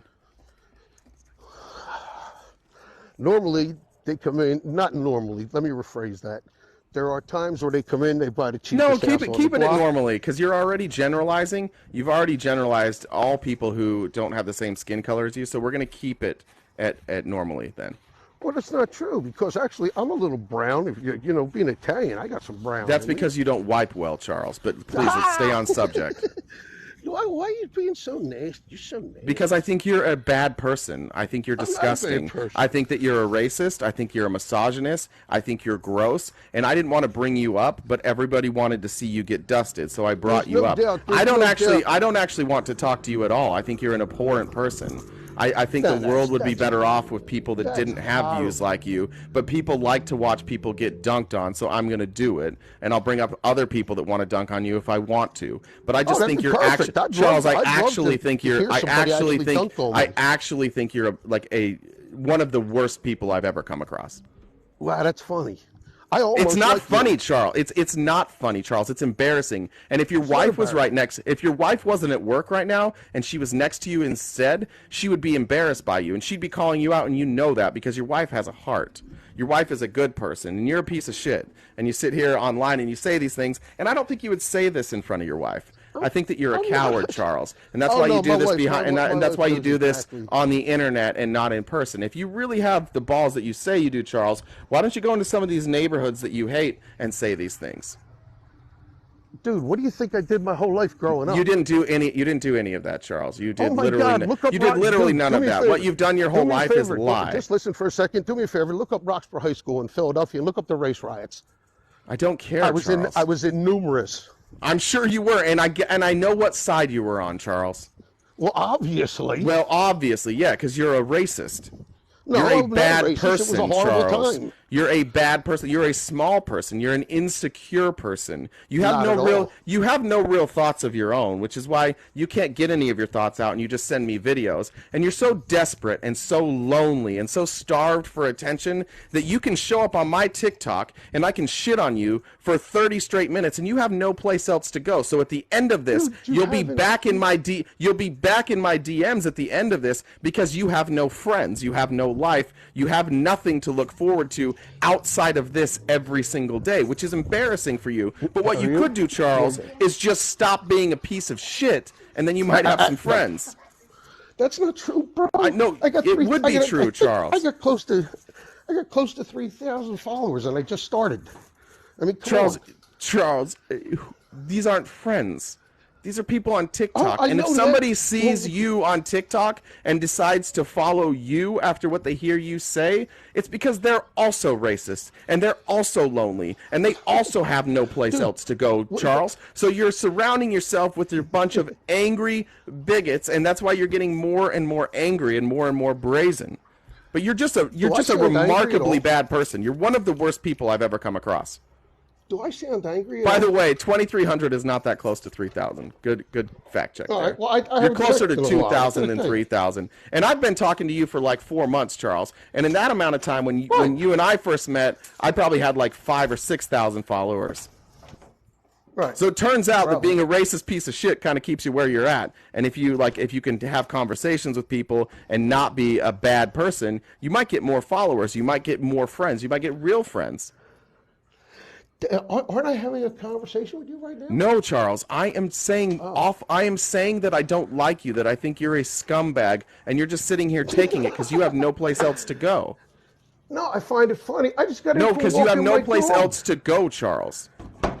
You're lonely, you're sad, and you're angry at the wrong people. You should look in the mirror and realize that the reason you're lonely and alone is because of you. It has nothing to do with anybody else, regardless of their skin color. You're lonely and sad because you're not a good person. You are lonely and sad, Charles. You were messaging me at 3 a.m. You send me 20 to 30 messages a day at all times of day. You sit That's not around, true at you all. smoke weed, and you message me because you have nowhere else to That's go. true. I do No smoke a other lot of person. This is an abusive relationship. I'm abusing you, and you keep coming Here, back. dude, we're having a ball. Have some self-respect, Charles. Look This at is my an dog. abusive relationship. You Say hello need to to my get out. dog. You need to get out of this. I don't care about your dog, hello Charles. to my You're a dog. Why are bad, you so triggered, bad dog? person. Why are you so triggered? Why are you all over I'm me not like this? triggered, Charles. I'm telling you, you're scum. And I disagree. Well, nobody else agrees. That's why you have zero Okay, coins, of Charles. course, they're all your followers. All the friends that you said you were going to bring to my live today, that were going to have the I courage to never, debate me. whoa! I never said anything about bringing any friends Okay. to your live. All right, Never said do you want me anything to about read bringing it any for friends you, to your live. Charles? Do you want me to read Yeah, the go ahead, message? read it. Gotcha. Okay, Go ahead, read it. Let's do this again, Charles. Yeah, I want to see where I said I was bringing friends to your live. I can't wait to Okay. hear this. All right, Charles. I'll show Now, you. I'm sure this. you're going to make this up. I'm sure I am. You said, I found my people. There's a whole other TikTok. It's not all white hate and man bashing. There's actually a vast Republican movement, which I did appreciate that you recognize that, like, the Republican movement is mostly, like, it is pretty racist. I'm sane compared to some of these folks, and they have hundreds, thousand following, so I'm gaining followers and friends. I said, Charles, that's not a flex, and all of those cowards wouldn't debate me anyway. Go hang with your white nationalist friends. And you said, they will come on over. No, I didn't. Show it. It said, hey, come on over. Yeah. Look at it. Yeah. Word for word. Yeah, they will come on over. No, it didn't. Show it. I can't show it, Charles. It's I'm reading it. And you spelled come on CMON. Yeah. Right, come on over. YEA. Look at your own messages yourself, Charles. You can look at these. Yeah, they will come on over. No.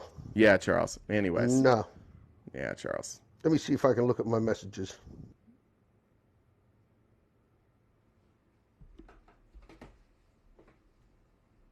CMON, not COMN. CMON.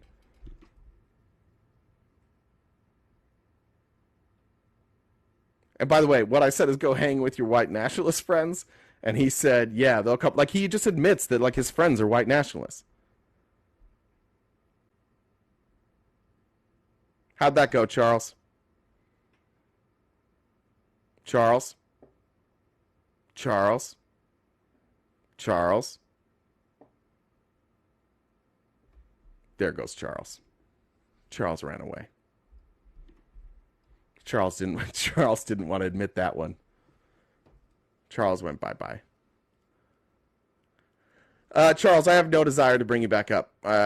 So I will...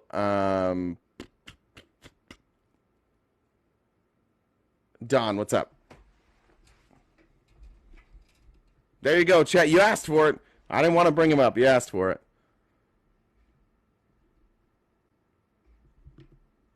All right, no, go on Don G. Who just said that was Luca? Luca Mo Clark O. That was a lot of... Hopefully I got that right. Luca, welcome. I just wanted to let Charles know that I'm black and I'm polluting his neighborhood. Everybody should go pollute Charles' neighborhood. I'm sorry you had to hear that. I'm sorry for everybody that they had to hear that. Charles is an unbelievably bad person.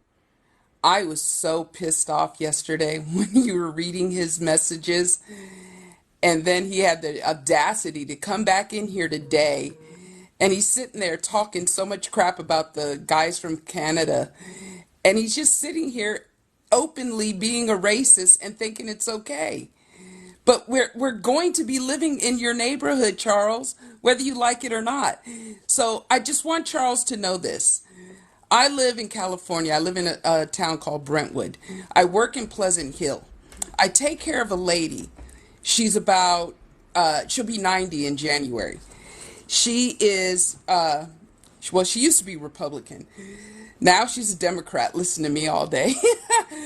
But I only was able to convert her because she did not want any black or brown people in her house taking care of her originally. And it got to the point where she had nobody. So I volunteered. Now she loves me to death. She loves all black people. She regrets all of her racism. She said she has never been taken care of so well in her life because I didn't want her to pay for her racism. I wanted to show her how wrong she was for vilifying black and brown people her whole life without even knowing anyone. And now she calls me mom. She says, "Will you be my mom? Because my mom was so mean to me. And I just want to, before I leave this world, I want to pretend I have a wonderful mother. So I treat her like my daughter. I take care of her.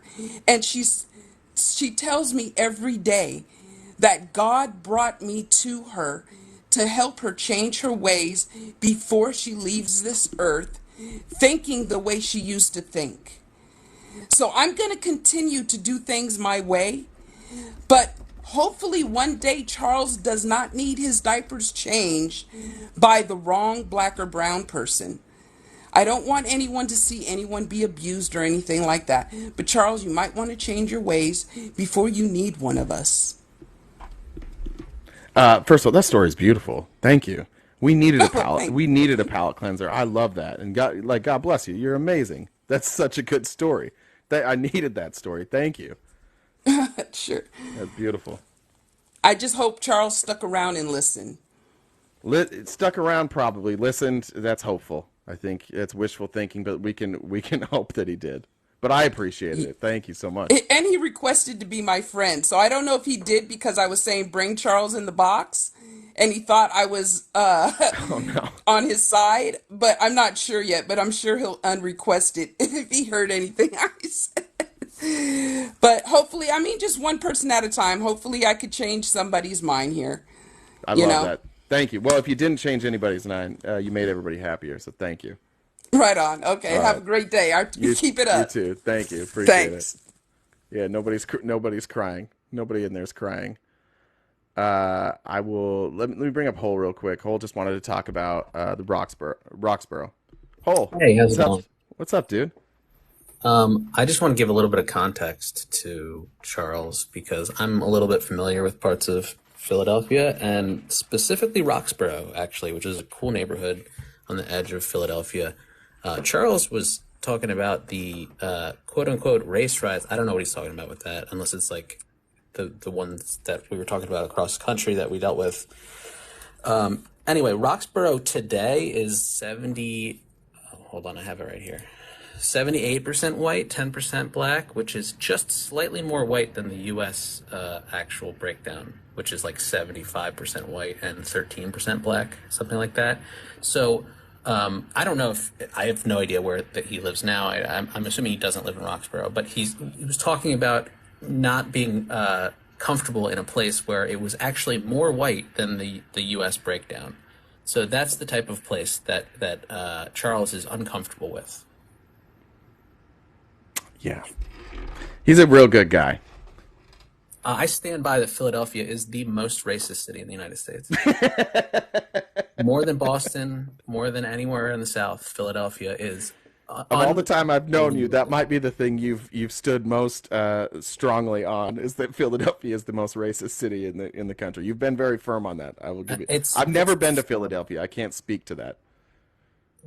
I just want to also clarify, Philadelphia is a nice city. There are plenty of really great people in Philadelphia, but the worst people are maybe the worst. And I'm sorry for everybody that has to deal with this shit. Thank you for. I just wanted to it's just astounding that people complain about very normal things because they're afraid of melanin. I don't know what the fuck are they afraid of. I can't even figure out what he's upset about. He's married somehow. Like, some woman has stayed with him. She pays all his bills. He just rides his motorcycle, plays with his dog, and smokes weed all day. By all accounts, he has a life that all of us are like, that's not a bad life. And yet he wakes up angry every day. That's the plight of Charles. Is Yeah, that he can't even be happy with the world's easiest life, so he has to wake up and find something to be upset about. And what he's chosen to be upset about is that people's skin looks a little differently than his does. And on top of Philadelphia being that, as an Italian American, Italian Americans are also the most racist people, especially in Philadelphia, and which is so surprising because like he couldn't even not play both sides where he's like, well, I have a little bit of color, I'm Italian or whatever. Yeah, in America in the early 1900s, white people didn't think Italians were white, and that was a slight, and it was attempted to be a slight on them. Also, Italians don't think people from Sicily are white. There's racism within the whiteness of Italy based on the race of other people, too. It's absolutely astounding how fucking racist Italian Americans and Philadelphians are.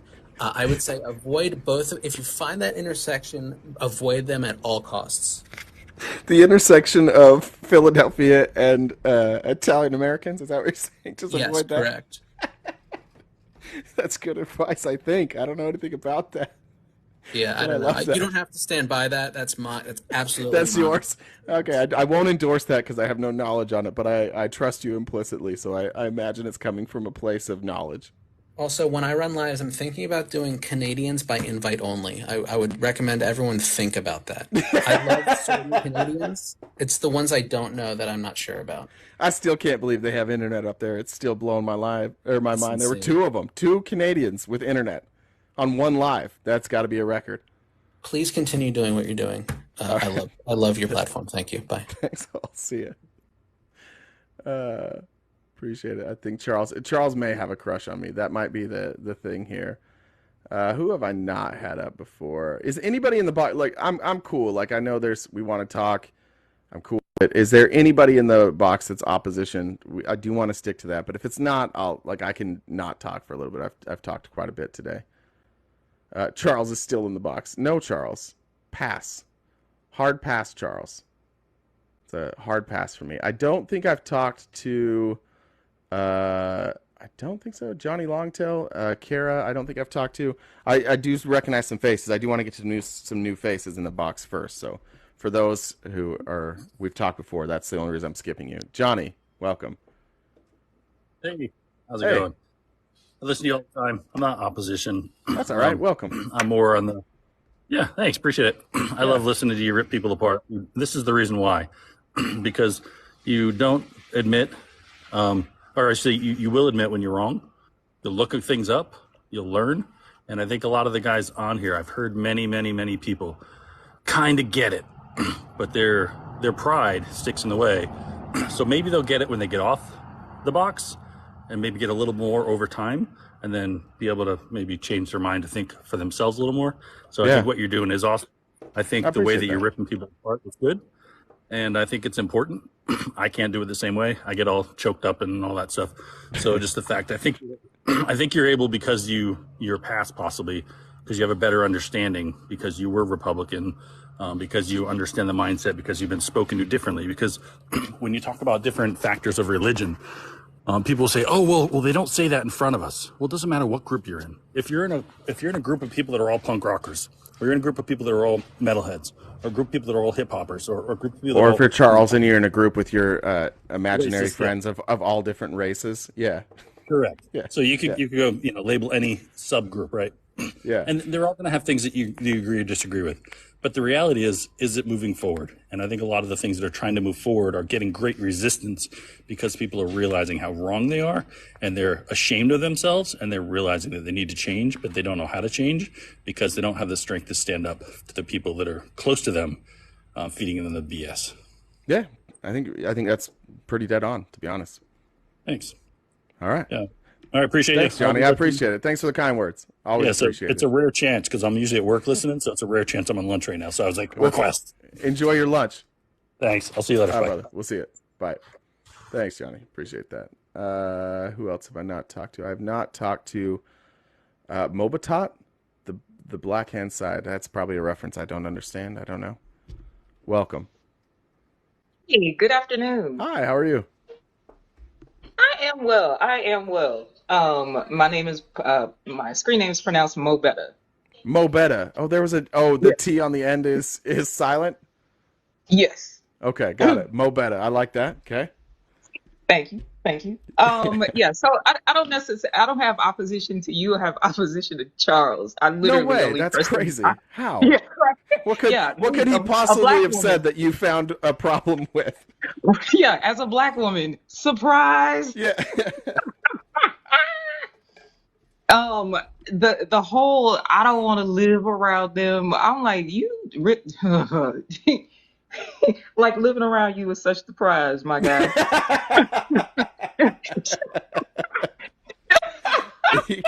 he could empty. Charles has the personality that can empty a neighborhood real Right. fast. And listen, you want to talk about what brings down value? Okay, so I did the things, pulled myself up by the bra and the bootstraps, as it were, and got the little money, moved out to the suburbs, where I thought everything should be kosher. Right? My son gets in a auto accident. He's okay, but the property damage wise, his car was all but totaled.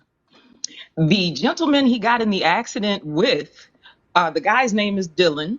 Okay, so go ahead and guess, the Dylan's background. Okay, Friends but with a friend of Charles.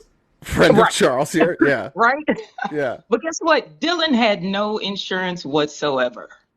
I was like, what? You mean to tell me I have moved out to the streets of Beverly, the place that you told me I ought to be and strive for, That's and right. this is the behavior that you have out here? I thought everybody complied with the law out here. I thought y'all all did everything the quote unquote right way. And Law and this order. is the That's right. land Law of and order. compliance. I have been hoodwinked. I have been bamboozled. I want a Well, first, refund, Charles. yeah. And first of all, fuck you, Dylan. What's your problem? Get some Right. insurance, Dylan. Dylan's And problem. it is people like Charles who brought me to my senses because I was a lifelong Republican. Yeah, yeah, yeah. That was a Yeah, twist I didn't see coming. yeah, I gotta be honest. That wasn't the twist I thought I would see coming there. exactly. From the moment I turned 18 and could vote up until Obama, I was a hard and fast voting Republican. But thank you, Charles. I have Thank been you, brought to the Charles. light. And God very bless you, Charles. lastly, I think her name was Luca that came up and told that wonderful, Yeah, heartwarming Luca. story. Yeah, and she said she told that so that they and hope he didn't run into the wrong black person. I just want to clarify since we're labeling, it's me. I'm the wrong black person. I am the wrong black person. Careful, Charles. Yeah, Careful, Charles. I am not her. I'm not. That's not my ministry. That's not going to be my testimony. I'm not doing that. Yeah. Okay, so everybody be easy and have a wonderful day. But Charles, not you. You Yeah. you go you go ahead and have the day you deserve, sir. Charles, I hope there's a rock in your sandwich later, Charles. I hope you chip it Listen, too. okay, and piss in your Cheerios. All right. Thanks, Mo Better. All right, Appreciate bye. it. See ya. W for the guest there. And then I think Kara, I think you were next. Don't worry, Charles. I'll for sure bring you up again. Charles might just have like a humiliation kink. That could be what it is. I don't. Charles, you can answer that. I'm not saying you do, but you might. I can't believe you're still here. Aloysius Shuck.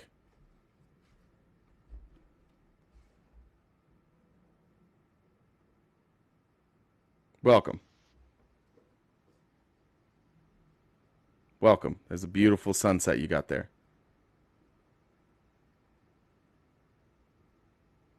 Hello. Hello.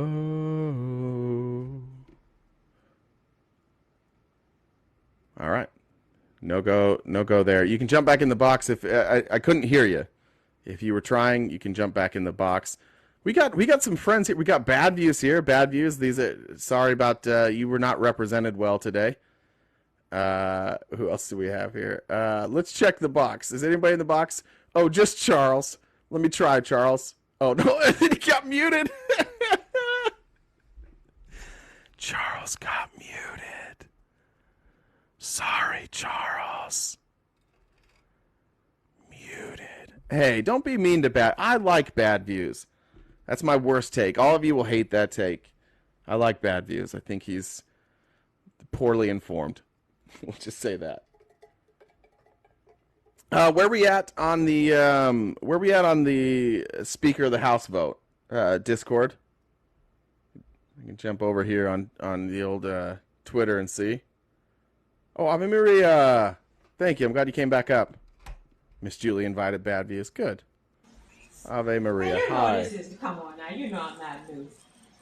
Listen, I was waiting. I was saving the best for last, and then you disappeared, so I'm glad you're back. No, I disappeared because you said you only wanted, opposition, and I respect your wishes. So I dropped appreciate out. that. But I'm glad you're here. I'm Yeah, sure you have many I things was to say. I was rubbing my hands together to talk to Charles. You want to talk to Charles? I love a fight. You want to talk to him?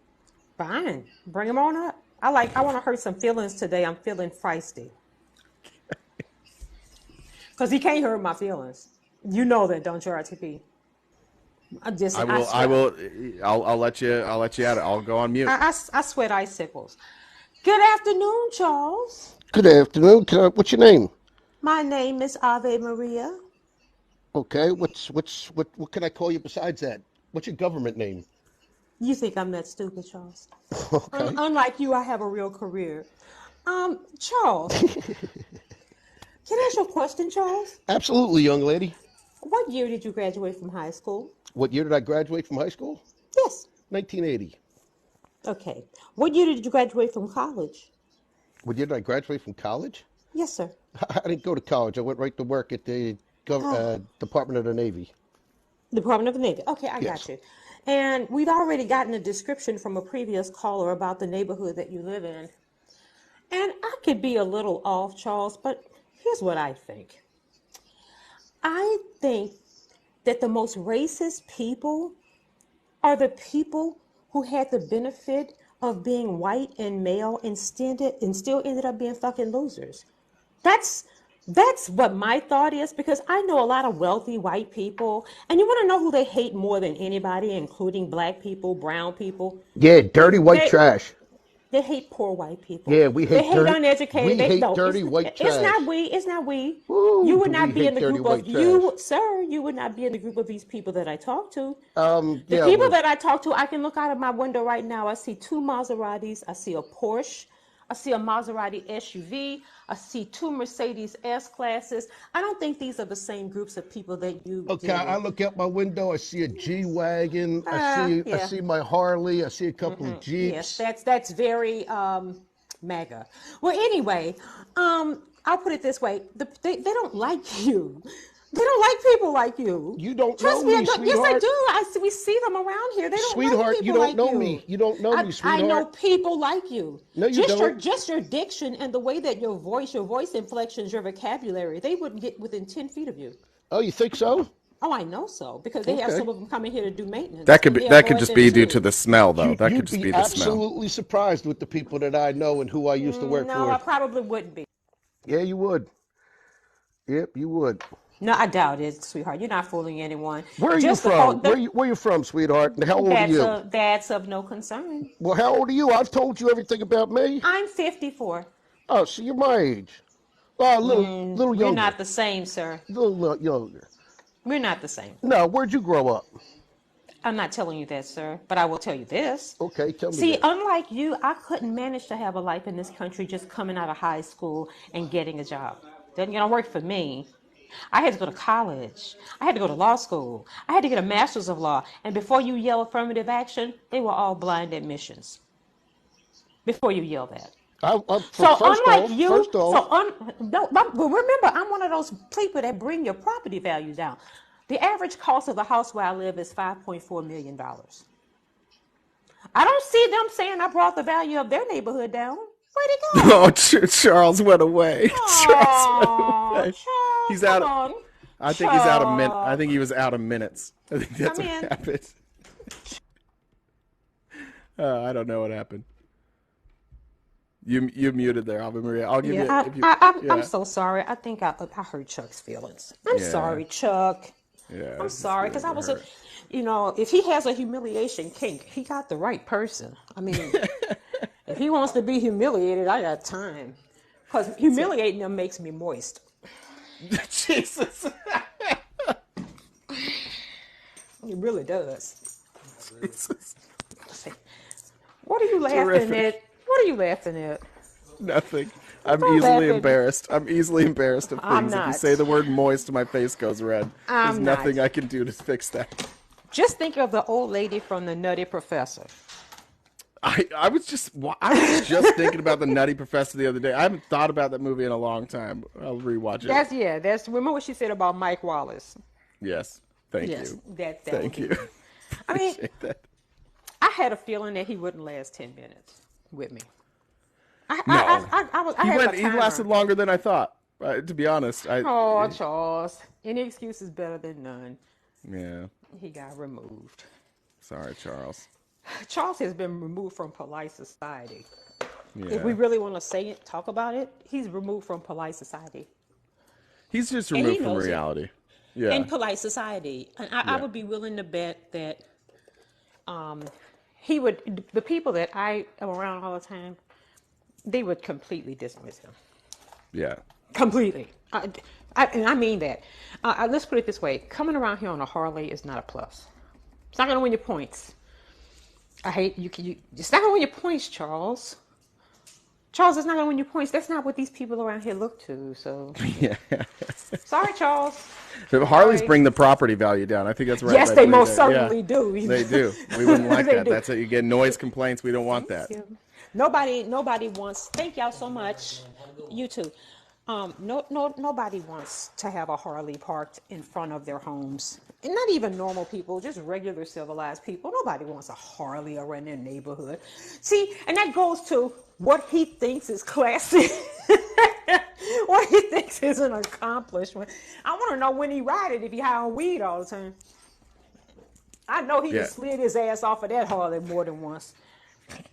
I know he didn't comb the concrete. Ride on a Harley with high on weed. Yeah, listen, saying I have a Harley stopped being cool about the time Charles graduated from high school.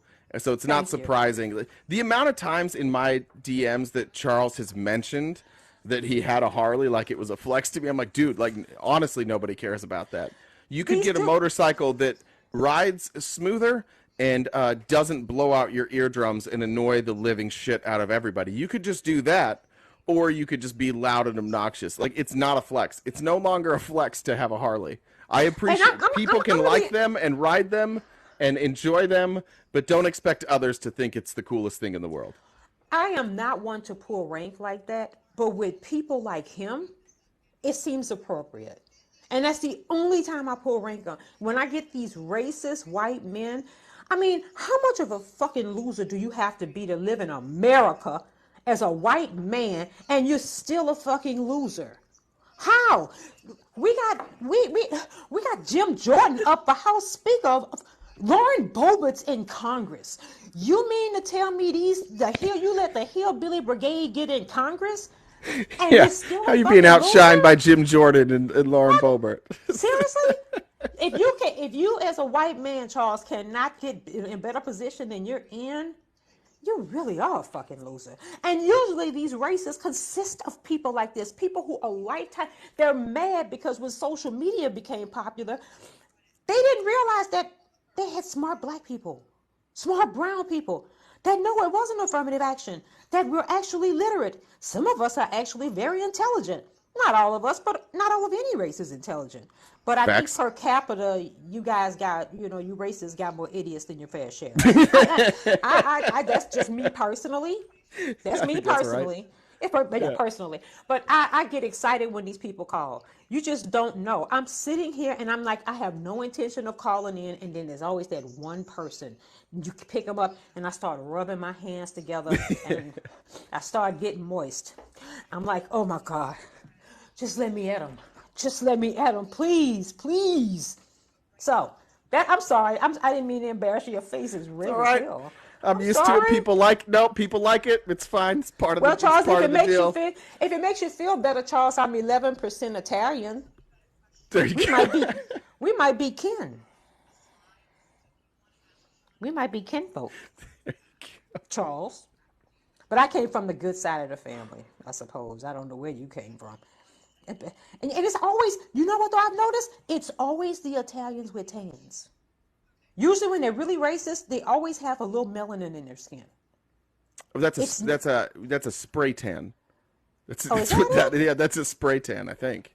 Oh, because the Yeah. Italian guy I dated was from Rome, so y'all probably wouldn't have meshed well, Charles. Sorry, Charles. Because perhaps there are people in his family that probably would have thought of you as less than Yeah. because they were from northern Italy. The guy was right that called earlier. They are like that in a lot of ways. They really are. I've encountered it. It's kind of like sad. But you would think a person who knows what discrimination feels like would not inflict it on other people.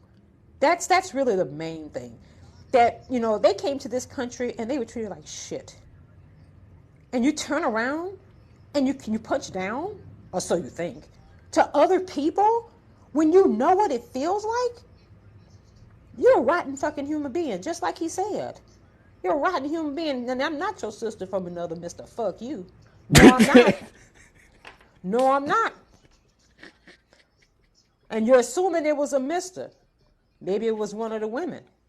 I know you hate that, you know, with the whole injection, thoughts of injection. But no, it could have been a woman, you know. So don't assume it was an Italian man. It might have been an Italian woman. That's right, Charles. Watch yourself. Is TikTok, who is TikTok 6? I don't know. Some idiot I saw them Oh in here. yeah, before. but Yeah. just know that we're way past black people being hurt because you're racist. When we look at the face of racist people, I don't think y'all realize what y'all fucking look like. I'm serious. They all sound like they gargling marbles. They all have a vocabulary of about 30 words. All of them got teeth that say next tooth 10 miles. Nobody cares about you guys. We laugh at y'all. Y'all some fucking losers. Y'all don't even know it. I've seen those MAGA rallies. It literally looked like the Island of Misfit Toys. What the fuck? Y'all don't mean anything to anybody. And then you probably came up. And I mean, come on. The biggest racist governor in America is Sarah Huckabee Sanders that look like Nosferatu. Nobody cares about you. No one. I get excited saying this shit. I do. This excites me. This is making my day. I'm serious. I'm feeling good.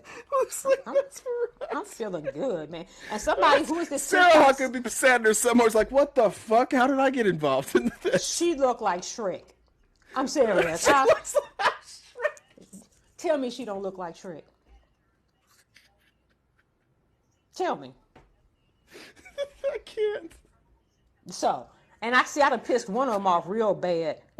I done pissed one of them off real bad in your comments. TikTok somebody. You ain't doing that but making me moist. Oh, jeez. You're making me moist. I'm getting excited. Oh my gosh. Whatever you guys do not Google Sarah Huckabee Sanders Shrek. You did? Whatever you do, You did it, didn't you? Don't Google it. Whatever you You do. did it, didn't you? You pulled it up, didn't you? I did. I'll put it. I'll remember. I've been told it's a requirement that I get you in the Discord if I can. I think I've asked before. You know but what? I've tried. They but are. I've tried to get in. Will somebody please send me another Bree- message and give me some Bree instructions? Zaza's gonna message you, and she's gonna get you. She's gonna get you in. The problem is, I go. tried. Yeah, she's gonna figure it all out. She'll figure it out. And I don't have a megaphone. I have a real iPhone. So if you give me the right instructions, I can get in. They don't the ones that don't have to. Oh, he said I have to matter to him for my opinion to matter. Oh. Oh. Well, when you get in the Discord, you can see Sarah Huckabee Sanders as Shrek. So. Oh, but I want to Bree, tell help you, her out. Charles, the horizontal stripes on the picture make you look like a beach ball with legs. Sorry. I would recommend wearing all black. I know it's an anathema to you to wear black, but in this case, it would do you a world of good. That's all I'm saying.